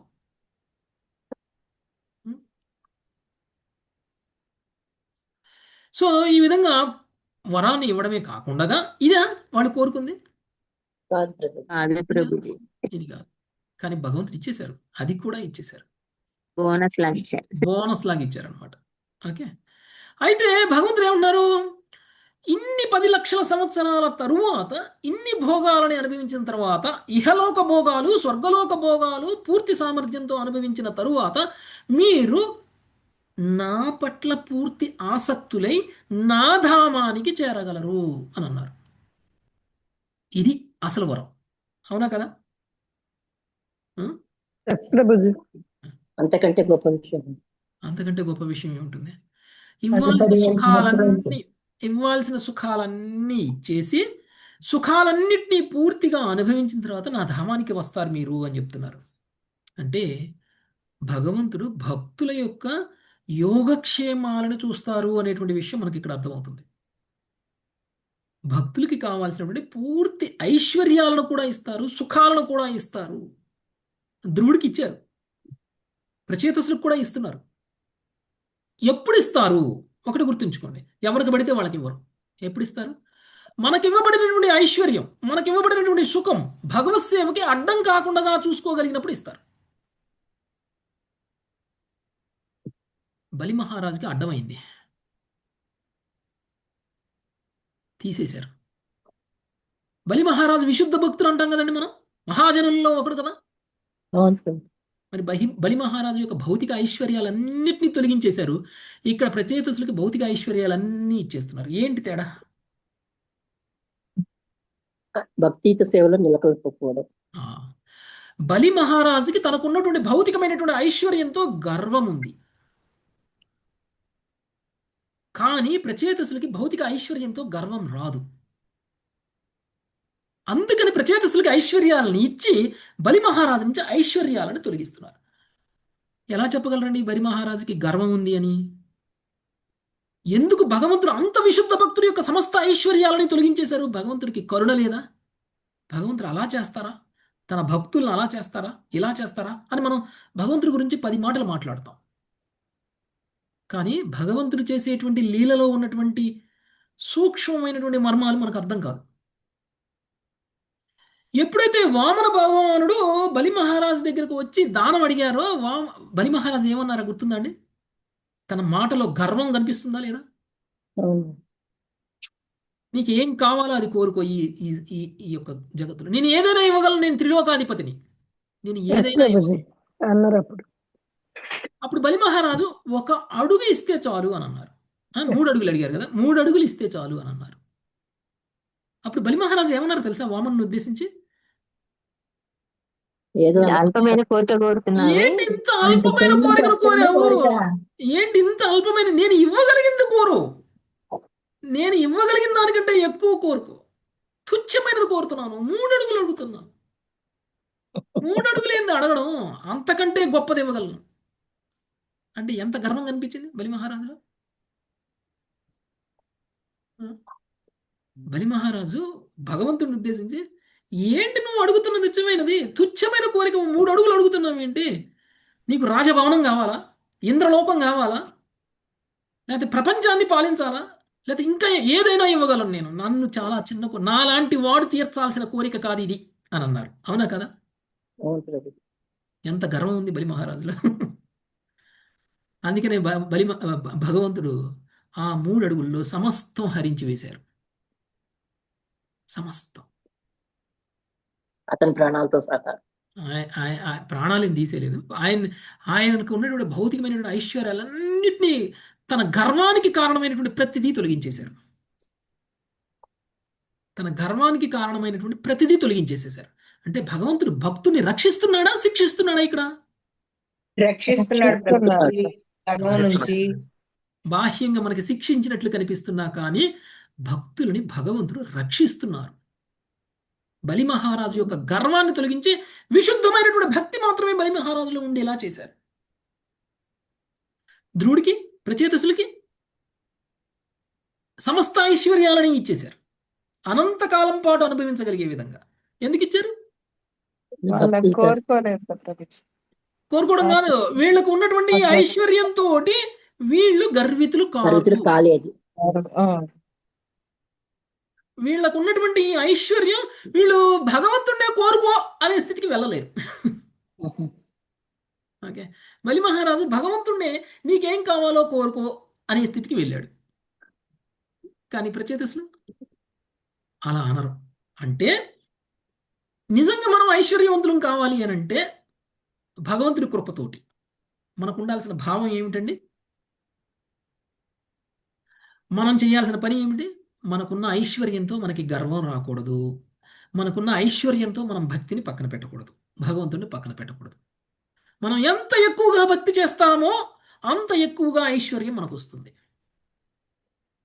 ఎందుకు? ఈ ఐశ్వర్యం నా భక్తుడికి అడ్డం కాదు.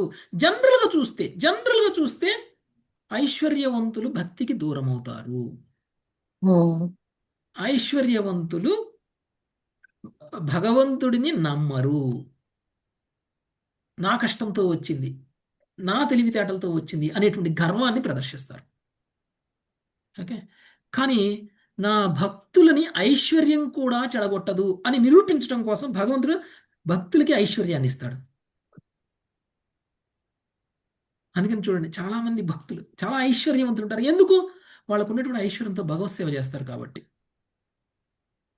అలా అని భక్తులు భౌతిక సుఖాలు అనుభవించరు అనుకోకండి. ప్రచేతసులు 10 లక్షల సంవత్సరాల పాటు, 10 లక్షలు మామూలు మన సంవత్సరాలు కాదండి, దేవతా సంవత్సరాలు. 10 లక్షల దేవతా సంవత్సరాల పాటు పూర్తి సామర్థ్యంతో సుఖాలను అనుభవించేటువంటి ఒక వరాన్ని ఇచ్చారు. సో అలా ఉంటుంది. ఇంకొక ఉదాహరణ మీకు కావాలి అని అంటే, ఒకప్పుడు వాలి సుగ్రీవుడి యొక్క భార్యని చెరపట్టి సుగ్రీవుడి రాజ్యానికి వాలి రాజు అయిపోయాడు. ఓకే, ఎప్పుడైతే రాముడు వాలిని చంపేసి సుగ్రీవుడికి తిరిగి తన రాజ్యాన్ని ఇచ్చాడు. ఎందుకు ఇచ్చాడు సుగ్రీవుడికి తన రాజ్యాన్ని? సుగ్రీవుడు రామభక్తుడు కాబట్టి. అంటే కోల్పోయినటువంటి ఐశ్వర్యం మొత్తాన్ని తిరిగి తీసుకొచ్చి సుగ్రీవుడికి ఇచ్చేశాడు. ఎప్పుడైతే సుగ్రీవుడికి తన ఐశ్వర్యం అంతా తిరిగి వచ్చేసిందో అప్పుడు సుగ్రీవుడిలో తిరిగి గర్వం వచ్చింది. తిరిగి గర్వం వచ్చి తిరిగి తను రాముడికి దూరం అయ్యేటువంటి ఒక కాన్షియస్నెస్లోకి వెళ్ళిపోయాడు, చైతన్యంలోకి వెళ్ళిపోయాడు. అప్పుడు లక్ష్మణుడు ఇంటర్ఫీర్ అయ్యాడు. లక్ష్మణుడు ఇంటర్ఫీర్ అయి సుగ్రీవుడికి మళ్ళీ ఉపదేశం చేశాడు. నువ్వు చేస్తున్న తప్పేంటి, నువ్వు చేస్తున్న ఒప్పేంటి, నువ్వు ఎలా ఉండాలి, ఎలా ఉండకూడదు, నువ్వు ఏ విధంగా గర్వితుడు అయ్యావు అని మొత్తం ఒక కడిగి పారేశాడు లక్ష్మణుడు సుగ్రీవుడిని. అప్పుడు మళ్ళీ సుగ్రీవుడు రాముడి యొక్క పాద పద్మాల దగ్గరకు వచ్చి వాలిపోయారు, తను చేసిన తప్పును తెలుసుకొని. అంటే కొన్ని సందర్భాలలో గురువు ద్వారా ఉపదేశము అనేటువంటిది భక్తుడికి మధ్య మధ్యలో ఇన్స్ట్రక్షన్స్ ఇస్తూ ఉండాలి. ఓకే, లక్ష్మణుడు సుగ్రీవుడి యొక్క గురువు స్థానంలో ఉండి లక్ష్మణుడు సుగ్రీవుడిని వార్నింగ్ ఇచ్చారు, నువ్వు చేస్తున్నది తప్పు, ఇలా చేయకూడదు అని. ఓకే, సో భక్తిని మర్చిపోతే గుర్తు చేయడానికి గురువు, భక్తులు మనకి సహాయ సహకారాలు అందిస్తారు. అందుకని మనం వాళ్ళ సాంగత్యంలో ఉండాలి, చాలా ఇంపార్టెంట్. మనకున్నటువంటి భౌతిక ఐశ్వర్యాలతో, మనకున్నటువంటి భౌతికమైనటువంటి సుఖాలతో మనం ఎప్పుడు భగవంతుని మర్చిపోతామో మనకు తెలియదు. అందుకని ఏం చేయాలి? మనం అందరం భక్తుల సాంగత్యంలో ఉండాలి. భక్తుల సాంగత్యం ఏం చేస్తుంది? మనకి మంచి దారి చూపిస్తుంది. భగవంతుని చేస్తుంది. ఓకే, భగవంతుడిని మర్చిపోకుండా చేస్తుంది. ఎందుకంటే భౌతికమైనటువంటి ఆసక్తి, త్రిగుణాలతో ఉన్నటువంటి ఈ భౌతిక లోకం మనల్ని ఎప్పుడైనా భక్తిలోంచి బయటికి లాగే ప్రమాదం ఉంది. భరతుడికి అట్లే జరుగుతుంది కదా ప్రభుజీ. మాతాజీ, భరతుడికి అలాగే జరుగుతుంది కదా ప్రభుజీ. భరతుడికి గుణ ప్రభావం వల్ల కాకపోవచ్చు, అంటే భరతుడికి భక్తుల భక్తులు ఎవరు సాంగత్యం లేకపోవడం వల్ల. కరెక్ట్. సాహిత్యం భక్తుల సాంగత్యం లేకపోవడం వల్ల పతనం లేకపోవడం. చెందింది. కాబట్టి భక్తుల సాంగత్యంలో భగవంతుడికి భక్తి చేయాలి అనేటువంటిది ఉత్తమమైనటువంటి సాధనా మార్గం. ఓకే, ఎప్పుడైతే మనం అలాంటి భక్తి యోగంలో నెలకొని ఉంటామో అప్పుడు అన్నీ కూడా మంగళకరమైనటువంటి కర్మలే అవుతాయి. ఎందుకు అనంటే మన కర్మలన్నీ కూడా భగవంతుడికి అర్పిస్తాం కాబట్టి. కర్మ ఫలాలను భగవంతుడికి అర్పించి భగవంతుడి యొక్క లీలలను మాత్రమే శ్రవణం ఎప్పుడూ కూడా చేస్తూ ఉంటామో అలాంటి వ్యక్తి ఉన్నటువంటి గృహస్థ జీవనము ఆధ్యాత్మికమవుతుంది. అలాంటి వ్యక్తి కర్మలతోటి ప్రభావితుడు కాడు. ఓకే, అంటే గృహస్థ జీవనంలో ఉన్నటువంటి వ్యక్తి ఎలా ఉండాలి అనేటువంటి విషయం కూడా భగవంతుడు ప్రచేతసులకి వివాహం చేసుకో అని చెప్పిన తర్వాత చెప్తున్నారు. సరే, నేను ఒక అందమైనటువంటి అమ్మాయిని ఇచ్చి నేను మీకు వివాహం చేస్తున్నాను. ఈ అందమైనటువంటి అమ్మాయిని వివాహం చేసుకున్న తర్వాత గృహస్థ జీవనం ఎలా గడపాలి అనంటే మీ కర్మల యొక్క ఫలితాలని నాకి అర్పించి నిరంతరం లీలాశ్రవణం చేయండి. అప్పుడు మీరు భౌతికమైనటువంటి కర్మల యొక్క బంధనంలో పడరు, మీరు ఆసక్తి రహితులుగా ఉంటారు, మీరు నిరంతరం కర్మల యొక్క ఫలితాలతో ప్రభావితులు కాకుండా మీ కర్మ ఆధ్యాత్మికంగా మారుతుంది అనేటువంటి విషయాన్ని చెప్పారు. అంటే నిష్కామ కర్మయోగం చేయమంటున్నారు. ఓకే, నిష్కామ కర్మయోగం చేయమని భగవంతుడు ప్రచేతసులకి ఆదేశిస్తున్నారు. నెక్స్ట్, ఇలానే ఎప్పుడు భక్తి చేస్తూ ఉంటే 10 లక్షల సంవత్సరాల పాటు బోరు కొట్టదా వీళ్ళకి? మాతాజీ, 10 లక్షల భక్తులు కదా ప్రభుజీ, భగవత్ సేవలో ఆనందం ఉంటుంది వాళ్ళకి. భక్తుడికి ఆనందం ఉంటుంది ప్రభుజీ. యాక్చువల్గా మనకు అనుకుంటాం ఎన్ని సంవత్సరాలు చేయాలి, ఎంతసేపు చేయాలి ఈ జపం, ఎన్ని సంవత్సరాలు, ఇంకా ఎన్నాళ్ళు? భౌతిక ఆసక్తులు ఉన్నాయి కాబట్టి మనం అట్లా అనుకుంటాం. కొంతమంది అంటారు, మరి మీరు జపం చేస్తే భగవద్ధామానికి వెళ్తాం అంటున్నారు కదా, మరి భగవద్ధామానికి వెళ్ళాక జపం ఆపచ్చా అండి అని అడుగుతారు. అందరు భక్తులే ఉంటారు కాబట్టి. అంటే మనకి భగవద్ధామానికి వెళ్ళాక తెలుస్తుందండి, అమ్మో జపం ఆపకూడదు, దానివల్లే పరమాత్మ లభించారు, ఇంకా బాగా చేయాలని తెలుస్తుంది, అర్థం అవుద్దేమో. అంటే జపం ఆపటం కోసం కాదు భగవద్ధామానికి వెళ్ళేది. ఈ జపం నేను ఇప్పుడు చేస్తున్నాను అంటే బలవంతంగా చేస్తున్నాం, రుచి లేకుండా చేస్తున్నాం. ఎప్పుడు ఆపుదామా అని అనుకుంటున్నాం. ఒక్కసారి ఈ జపం వలన కలిగాల్సినటువంటి లక్ష్యం కనుక మనకు వచ్చిందంటే ఈ జపం వదిలేయచ్చు. ఇది మన భావన. కానీ 10 లక్షల సంవత్సరాల పాటు చేయాల్సినటువంటి సాధన గురించి చెప్పిన తర్వాత కూడా వాళ్ళు నిరంతరం నిత్యం నూతనంగా అనుభవించే విధంగా భక్తిని వాళ్ళు అనుభవించగలుగుతారట. నిత్యం నూతనమైనటువంటి అనుభూతిని పొందగలుగుతారు భగవత్ సేవతో చేసేటువంటి కర్మల కారణంగా. అంటే 10 లక్షల సంవత్సరాల పాటు భక్తిని చేసినా ప్రచేతసులు బోర్ అవరు. ఓకే, బోర్ అయిపోరు, మనం బోర్ అయిపోయినట్టు అయిపోరు. ఇంకా ఎంతసేపు అండి మీ భాగవతం క్లాసు, ఎప్పుడు బంద్ చేస్తారు అని అంటారా నన్ను? లేదులే ప్రభుజీ, బాగుంది, చెప్పండి బాగుంది ప్రభుజీ, చెప్పండి, చక్కగా వివరంగా చెప్తున్నారు, చెప్పండి. మీరు మాకు భగవద్ధామం కనిపిస్తుంది ప్రభుజీ. మీరు భగవంతుడిని వర్ణించారు, ప్రచేతసులు అన్నారు కదా, చక్కగా అలా భగవంతుడిని భావరూపంగా దర్శించుకున్నాం. మేము కూడా వాళ్ళతో పాటు కూర్చున్నాం ప్రభుజీ, ఆయన మాట వింటున్నాం. మీరు ప్రచేతసుల కంటే గొప్పవాళ్ళ కనపడుతున్నారు నాకు. లేదండి, మీరే మాకు వరాలు ఇస్తున్నారు ప్రభుజీ, మీరు దర్శింపచేశారు, మీదే గొప్పతనం. దర్శింపజేశారు మరి.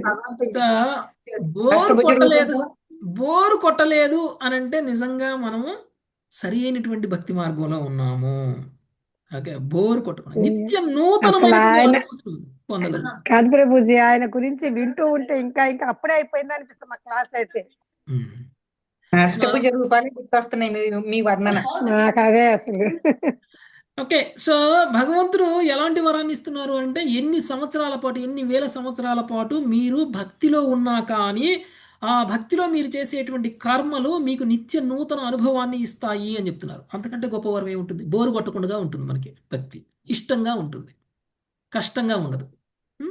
అలాంటి వరాన్ని ఇస్తున్నారు. దానినే బ్రహ్మభూత స్థితి అని అంటారు.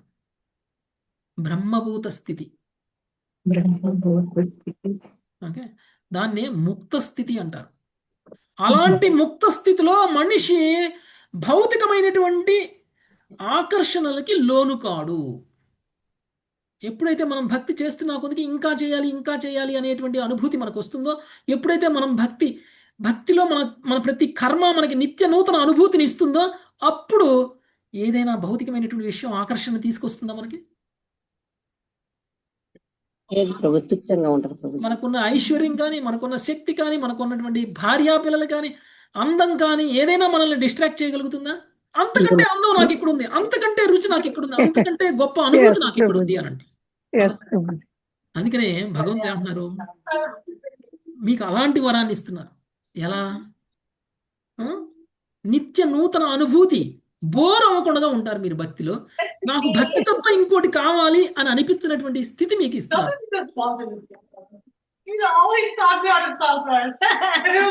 మ్యూట్ చేయండి మాతాజీ దయచేసి. ఓకే, సో అది ముక్త స్థితి. ముక్త స్థితి అంటే భౌతిక బంధనాలలో మనము లేనటువంటి స్థితి. భౌతికమైనటువంటి అట్రాక్షన్స్ మనల్ని భక్తి నుంచి డీవియేట్ చేయలేనటువంటి ఒక స్థితి. తేషాం సతతయుక్తానాం భజతాం ప్రీతిపూర్వకం దదామి బుద్ధియోగంతం ఏన మాం ఉపయాంతితే. ప్రేమతో భక్తియుత సేవను కనుక చేసినట్లయితే, నిరంతరమైనటువంటి ఆసక్తి కనుక మనకి భగవంతుడి పట్ల ఉన్నట్లయితే, అప్పుడు మనల్ని ఆయనకి చేరుకోగలిగినటువంటి లక్ష్యాన్ని చేరుకునే విధంగా బుద్ధి యోగాన్ని మనకి భగవంతుడే ఇస్తారు. ఓకే, ఇది భగవంతుడు మాట్లాడినటువంటి మాటలు ప్రచేతసులతోటి. మరి అది విన్నటువంటి ప్రచేతసులు భగవంతుడికి కూడా కొన్ని ప్రార్థనలు చేస్తున్నారు. ప్రచేతసులు కూడా గద్గద కంఠంతో భగవంతుణ్ణి స్తుతిస్తున్నారు, ముఖాముఖి ఎదుట నిలిచి ఉన్నటువంటి భగవంతుణ్ణి చూస్తూ. ఓకే, ఈ స్తుతి చాలా అద్భుతమైనటువంటి స్తుతి. ప్రచేతసుల యొక్క స్తుతి చాలా అద్భుతమైనటువంటి స్తుతి. ఓకే, సో మొత్తం 12 శ్లోకాల దాకా ఉన్నట్టుందండి ఈ స్తుతి. అయితే మనం ఒక 5-6 శ్లోకాలు చెప్పుకొని ఈరోజు ముగిద్దాం. 22వ శ్లోకం నుంచి ప్రచేతస ఉవాచ అని ఉంటుంది. అక్కడ వాళ్ళు స్తుతిస్తున్నారు. సో మొదటిగా ఏమంటున్నారు అనంటే, చాలా చాలా ముఖ్యమైనటువంటి విషయం ఏమిటి అనంటే, నీవు సమస్త క్లేశాలని తొలగించగలవు. భగవంతుని కీర్తిస్తున్నారు. నీవు సమస్త క్లేశాలని తొలగించగలవు. నీ యొక్క దివ్య గుణములు, పవిత్ర నామము పరమ మంగళకరమని ఏనాడో నిర్ణయించబడినది. అంటే కొత్తగా మనం భగవంతుడి గురించి తెలుసుకోవడానికి ఏం లేదు. కొత్తగా మనం భగవంతుడి గురించి నిర్వచనాలు ఇవ్వాల్సినటువంటి అవసరం లేదు. భగవంతుడు నిరాకారం, భగవంతుడు శక్తి, భగవంతుడు మనిషి లాంటి వాడే, భగవంతుడు ఆత్మ ఒకటే, ఇవన్నీ కూడా మనోకల్పనలు. మనమేమి కొత్తగా భగవంతుడి గురించి రీసెర్చ్ చేయాల్సిన అవసరం లేదు. భగవంతుడి గురించి ఆల్రెడీ రీసెర్చ్ చేసి భగవంతుడు ఏమిటి అనేటువంటి విషయం చెప్పబడి ఉంది, అది నిరూపించబడింది. ఓకే, అది నిరూపించబడింది. కాబట్టి మనమేమి కొత్తగా మనోకల్పన చేయాల్సినటువంటి అవసరం లేదు. అందుకనే వాళ్ళు చేస్తున్నటువంటి ప్రార్థనలో వాళ్ళు ఏమంటున్నారు? నీ యొక్క దివ్య గుణాలు, నీ యొక్క పవిత్ర నామము పరమ మంగళకరమైనటువంటిది అనేటువంటి విషయం పూర్తిగా నిరూపించబడింది. కాబట్టి నీవు మనోవాక్కుల వేగానికి అతీతమైనటువంటి గతి కలిగినటువంటి వాడవు. అంటే ఏంటి? నా మనస్సు కంటే స్పీడ్గా ప్రయాణం చేయగలవు. నా వాక్కుల కంటే, అంటే నా ఇంటెలిజెన్స్ కంటే స్పీడ్గా ప్రయాణం చేయగలవు. దాని మీనింగ్ ఏంటి? మనోవాక్కుల వేగానికంటే కూడా అతీతమైనటువంటి గతిని కలిగి ఉన్నటువంటి వాడు భౌతిక ఇంద్రియాలకి అనుభూతం కానటువంటి వాడు. అందుకనే అధోక్షజుడు అంటారు భగవంతుడిని. భగవంతుని మనం అధోక్షజుడు అంటాం. అంటే మనము మనసుతోటి మానసిక కల్పనలు చేసి భగవంతుడు పలానా అని మనం నిర్వచించలేము అని చెప్తున్నారు. భగవంతుణ్ణి ఈ విధంగా పొందవచ్చు అని మానసిక కల్పనలతోటి మనం చేయలేము. మనకున్నటువంటి తెలివితేటలతోటి, మనకున్నటువంటి మానసిక కల్పనలతోటి భగవంతుణ్ణి చేరగలము అనుకుంటే భగవంతుడు మనకంటే దూరంగా ఉంటాడు. మనం చేరలేనంత దూరంలో ఉంటాడు. మీరు ఎంత ఫాస్ట్గా మనోకల్పనలు చేసినా కానీ అంతకంటే ఫాస్ట్గా భగవంతుడు మనకంటే దూరంగా వెళ్ళిపోతారు. కానీ భగవంతుని చేరుకోవాలి అని అంటే భక్తి ఒక్కటే మార్గం. భగవంతుడికి శరణాగతులు అవడం ఒక్కటే మార్గం. ఆ విధంగానే భగవంతుడు కరుణ మన దగ్గరకు వస్తుంది. భగవంతుడు మనల్ని చేరగలడు, కానీ మనం భగవంతుడిని చేరలేము. భగవంతుడి కరుణ మనల్ని చేరుతుంది. అందుకనే కదా మన దగ్గరికి భక్తుల్ని పంపిస్తున్నారు. అందుకనే కదా భగవంతుడు ముఖాముఖి దర్శనం ఇచ్చారు ప్రచేతసులకి, సాధన చేసినటువంటి ప్రచేతసులకి. కాబట్టి ప్రచేతసులు చేస్తున్నటువంటి ఈ ముఖ్యమైనటువంటి ప్రార్థనలు మనం అర్థం చేసుకోవాల్సింది ఏంటి అని అంటే, తాత్విక కల్పనలతోటి, మనోకల్పనలతోటి, మన బుద్ధితోటి భగవంతుడిని చేరుకోవాలి అనేటువంటి ప్రయత్నం చేస్తే భగవంతుడు మనకి దొరకరు. భగవంతుడు ఎంత గొప్పవాడు, ఎలాంటి వాడు, ఎలా చేరుకోవాలి అనేటువంటిది ఆల్రెడీ ప్రూవ్ అయిపోయి ఉంది. దానికి మనం ప్రత్యేకమైనటువంటి కొత్త పద్ధతులు నిర్వచించాల్సినటువంటి అవసరం లేదు. అలాంటి భగవంతుడికి మరలా మరలా నమస్కరిస్తున్నాను అనేటువంటిది వాళ్ళు చేస్తున్నటువంటి ప్రార్థనలో మొదటి విషయం. ఇక రెండోది, మనస్సు నీపై లగ్నమైనప్పుడు ద్వైత నిలయమగు ఈ భౌతిక జగత్తు భౌతిక భోగ స్థానమే అయినప్పటికీ అర్ధరహితంగా గోచరించును. నీ దివ్య రూపము దివ్యానందభరితమైనటువంటిది. అలాంటి నీకు నమస్కారాలు. బ్రహ్మ విష్ణు మహేశ్వరులుగా నీవు అవతరించుట ఈ జగత్తు యొక్క సృష్టి స్థితి లయ కారణముల కొరకై అయ్యున్నది. ఓకే, ఇక్కడ ఇంకొక ముఖ్యమైనటువంటి విషయం వీళ్ళు చేస్తున్నటువంటి ప్రార్థనలో, దివ్యానందభరితమైనటువంటిది భగవంతుడి యొక్క దివ్యమైనటువంటి రూపం. భగవంతుడికి రూపం ఉంది అనేటువంటి విషయం మళ్ళీ ప్రచేతసులో ముఖాముఖి చూసి చెప్తున్నారు. ఎవరు చెప్తే నమ్మాలండి? చూసిన వాళ్ళు చెప్తే నమ్మాలి. మనోకల్పన చేసిన వాళ్ళు చెప్తే నమ్మాలా? చూసిన వాళ్ళు చెప్తే నమ్మాలా?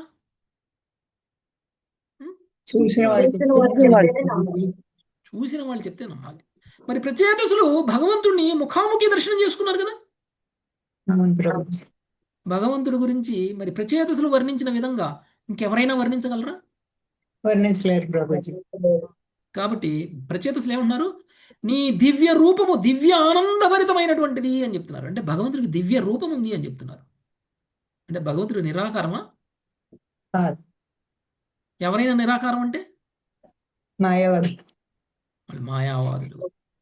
వాళ్ళు భగవంతుని చూడని వాళ్ళు భగవంతుడు ఎవరో తెలియని వాళ్ళు, భగవంతుడు ఎలా ఉంటారో తెలియని వాళ్ళు, భగవంతుడిని పొందడం ఎలానో తెలియనటువంటి వాళ్ళు భగవంతుడి నిరాకారులు అని అన్నటువంటి వాళ్ళు.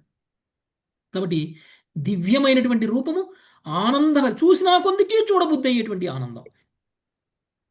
ఇప్పుడు భౌతికమైనటువంటి ప్రకృతి మీకు చాలా ఆనందాన్ని ఇవ్వచ్చు, కానీ గంటల కొలది కూర్చొని చూడగలరా మీరు? సూర్యోదయం చాలా బాగుంటది అని చెప్పేసి కొంతమంది పర్వతాల అంచుల వరకు వెళ్తారు చూడటానికి. అక్కడే ఉండిపోతారా? బీచ్కి వెళ్తారు. మార్నింగ్ బే ఆఫ్ బెంగాల్, బంగాళాఖాతం బీచ్కి వెళ్తే మార్నింగ్ సూర్యోదయం కనిపిస్తుంది. మరి అక్కడే ఉండిపోతామా? చాలా బాగుంటుంది.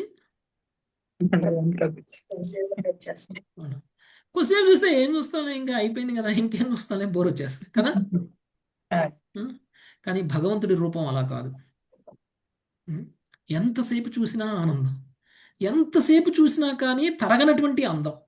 భగవంతుడి యొక్క రూపం దివ్యమైనటువంటి ఆనందాన్ని మనం పొందుతాం. అది భౌతిక ఆనందం కాదండి, కళ్ళకొచ్చే ఆనందం కాదు, మూతి మీద వచ్చేటువంటి చిరునవ్వు కాదు. భగవంతుడిని చూస్తే హృదయంలో వస్తుంది ఆనందం, తన్మయత్వం వస్తుంది, ఆత్మ చూడగలుగుతుంది, ఆత్మకి అనుభూతి కలుగుతుంది. ఓకే, భగవంతుని చూస్తే వచ్చేటువంటి ఆనందం. అలాంటి ఆనందం ముందు ద్వంద్వాలతో ఉన్నటువంటి ఈ భౌతిక జగత్తు తుచ్చం అనిపిస్తుంది. అవునా కదా? మాయ ఏం చేస్తుంది? అశాశ్వతమైనటువంటి ఈ ద్వంద్వాలు, ఒక ద్వంద్వాలు అంటే కష్టాలు సుఖాలు అనుకుందాం. కష్టము సుఖము ఇది అశాశ్వతం, ఇది శాశ్వతం అని ఎలా చేస్తుంది? మనకి శాశ్వతం అనిపించేలా చేస్తుంది. ఇప్పుడు సముద్రంలో అలలు వస్తూ ఉంటాయి, పోతూ ఉంటాయి. ఒక అల పైకి ఎగురుతుంది, మళ్ళీ కింద పడుతుంది. పైకి ఎగిరిన అల శాశ్వతంగా పైనే ఉంటుందా? కింద పడిన అల శాశ్వతంగా కిందనే ఉంటుందా? ఉండదు. అంటే నీళ్లు పైకి ఎగురుతాయి, కింద పడతాయి, మళ్ళీ కింద నుంచి మళ్ళీ పైకి ఎగురుతాయి. అశాశ్వతమైనటువంటి ఈ అలల లాంటి సుఖ దుఃఖాలని శాశ్వతం అనుకునేలా చేసేటువంటి ఈ భౌతిక సృష్టి తుచ్చం అనిపిస్తుంది ఎప్పుడు? భగవంతుడి యొక్క దివ్యమైనటువంటి రూపాన్ని చూసినప్పుడు, దివ్యమైనటువంటి ఆనందానుభూతిని పొందినప్పుడు ఈ భౌతిక విశ్వం కూడా తుచ్చము అనిపిస్తుంది. ఓకే, బ్రహ్మ విష్ణు మహేశ్వరులు సైతం కూడా భగవంతుడి యొక్క అవతారాలు అనేటువంటి విషయాన్ని చెప్తున్నారు ఇక్కడ. ఓకే, భగవంతుడి ఈ భౌతిక విశ్వంలోకి ప్రప్రథమంగా అవతరించింది ఎవరిలాగా అంటే బ్రహ్మ విష్ణు మహేశ్వరులాగా, సృష్టి స్థితి లయ చేయడం కోసం. అంటే ఇక్కడ ఏం చెప్తున్నారు ప్రచేతసులు? ఆయన ఏం చెప్తున్నారు? సృష్టి స్థితి లయ మొత్తం ప్రచేతసులు ఏం చెప్తున్నారంటే విష్ణువు కూడా నీ నుంచే వచ్చాడు అని చెప్తున్నారు. వచ్చారు. బ్రహ్మ కూడా నీ నుంచే వచ్చాడు, శివుడు కూడా నీ నుంచే వచ్చాడు. నీవే వాళ్ళలా విస్తరించావు. నీ నుంచే వచ్చావు కాదు, నీవే వాళ్ళలా విస్తరించావు. ఎందుకు? విశ్వ సృష్టి స్థితి లయ చేయడం కోసం. ఓకే, సో వీళ్ళనే గుణావతారాలు అని అంటారు. వీళ్ళనే గుణావతారాలు అని అంటారు. కాబట్టి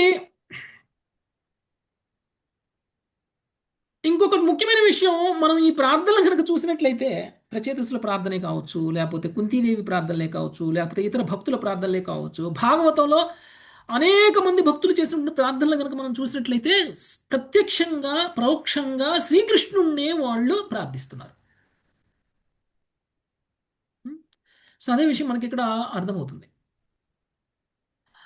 భగవంతుడు విస్తరించారు విష్ణువులాగా అని చెప్తున్నారు. అంటే ఎవరి గురించి మాట్లాడుతున్నారు? కృష్ణుడి గురించి. అరుణోదక సాయి. మూలం గురించి మాట్లాడుతున్నారు. మూలమైనటువంటి భగవంతుడి గురించి మాట్లాడుతున్నారు తప్ప విస్తరింపబడినటువంటి అంశాల గురించి మాట్లాడలేదు. మరి వీళ్ళందరూ ఎవరు? విష్ణు రూపాలన్నీ ఎవరు అనంటే స్వాంశలు, భగవంతుడి యొక్క స్వాంశలు. మనం ఏమనుకుంటాం? విష్ణువే పరబ్రహ్మము అని అనుకుంటాం. విష్ణువు కూడా భగవంతుడి యొక్క స్వాంశ. భగవంతుడి యొక్క వివిధ అవతారాలు కూడా భగవంతుడి యొక్క స్వాంశలు. మరి భగవంతుడు ఎవరు? అవతారి. అవతారి, ఆయనే శ్రీకృష్ణుడు. మరి ప్రచేతసులు చేసినటువంటి ప్రేయర్ ఎప్పుడు చేశారు? కుంతీదేవి చేశాక చేశారా? కుంతీదేవి కంటే ముందు చేశారా? ముందే చేశారు ప్రభుజీ. ముందే చేశారు. అంటే కుంతీదేవి ప్రచేతసుల ప్రేయర్స్ ని కాపీ చేసింది. ఓకే, మీరు చూడండి 25వ శ్లోకం అనుకుంటా, 23 ప్రభుజీ.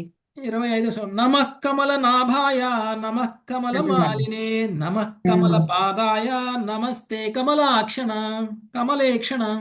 ఇది ఎవరు చేశారు? కుంతీదేవి చేసి నమ కుంతీమాత పద్మనాభాయ చేసింది. నమ పద్మనాభాయ అని చేశారు కదండి కుంతీమాత.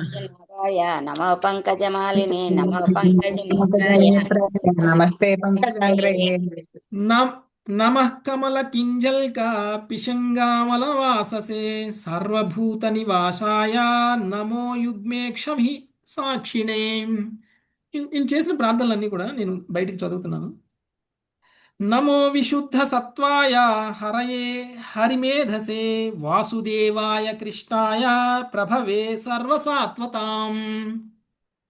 చూడండి, ప్రచేతసులు వాసుదేవుడిని తండ్రిగా తీసుకొని వచ్చినటువంటి కృష్ణుడివి నీవు అని చెప్తున్నారు.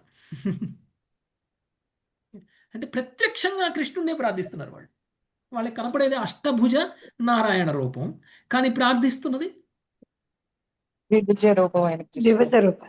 ద్విభుజ రూపమైనటువంటి. ఇంకా తండ్రి పేరుతో సహా చెప్తున్నారు, వాసుదేవుడి పుత్రుడు అయిన శ్రీకృష్ణుడివి అని. ఓకే, కృష్ణుడు ప్రభు.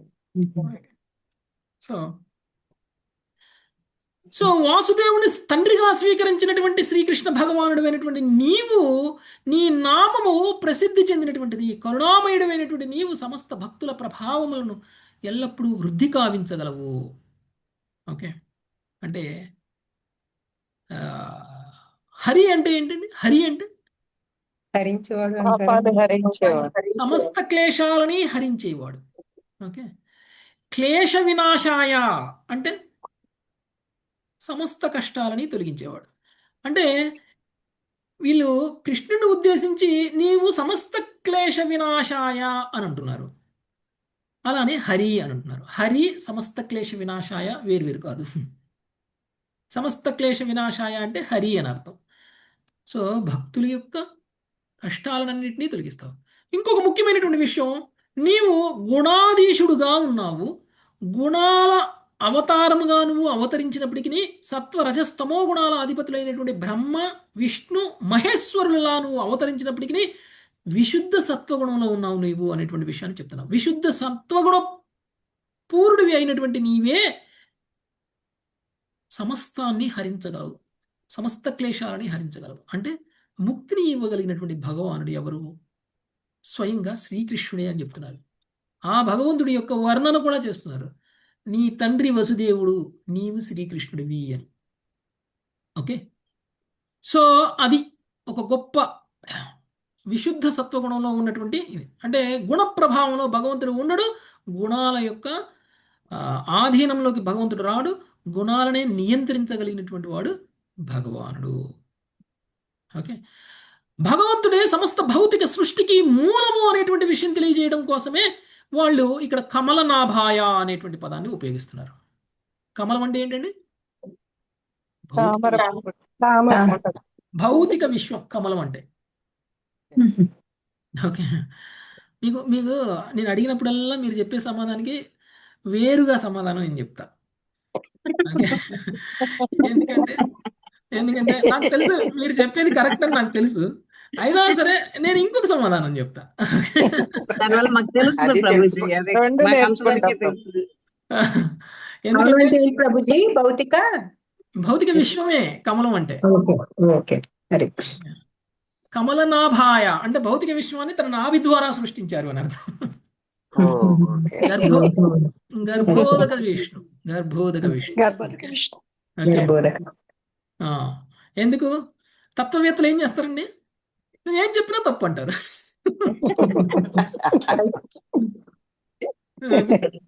అంత తత్వవేత్తలు కాకపోవచ్చు, కానీ భక్తుడిని అయితే కాదు. అందుకనే మీరేం చెప్పినా తప్పు తప్పు, అది కాదు ఇది అని చెప్పడానికి ప్రయత్నం చేస్తున్నాను అనమాట. ఓకే ఓకే, తప్పేం కాదు.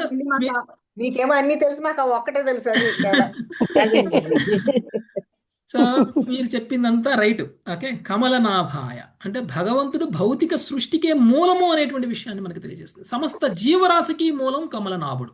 ఓకే, అందుకనే ఈ భౌతిక విశ్వంలోకి బీజప్రదాత అయినటువంటి భగవంతుడు గురించి మాట్లాడుతున్నారు కదా. సమస్త జీవాలకి మూలం భగవంతుడు కాబట్టి.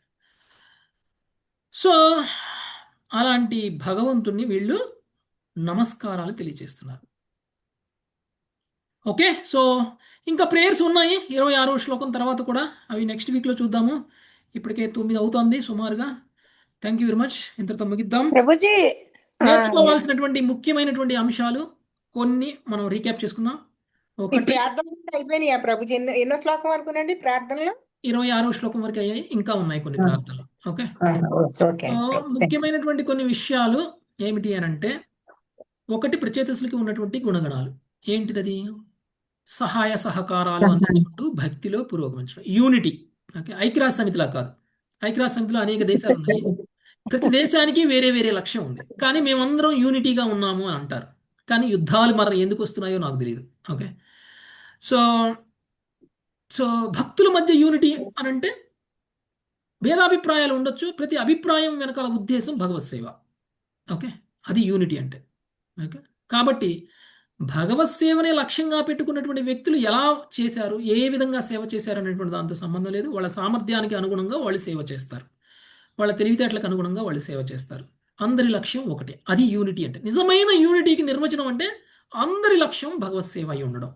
ఓకే, అలానే ప్రచేతసులు కూడా ఒకరికొకరు సహాయ సహకారాలు అందించుకొని భగవత్ సేవ చేశారు కాబట్టి భగవంతుడు ప్రసన్నుడయ్యాడు. రెండవది, గురువును ఆశ్రయించి ఉండడము, గురువు యొక్క దిశానిర్దేశం ప్రకారంగా భక్తి సాధన చేయడం. ఓకే, శివుడు చెప్పిన విధంగా ప్రచేతసులు సాధన చేశారు.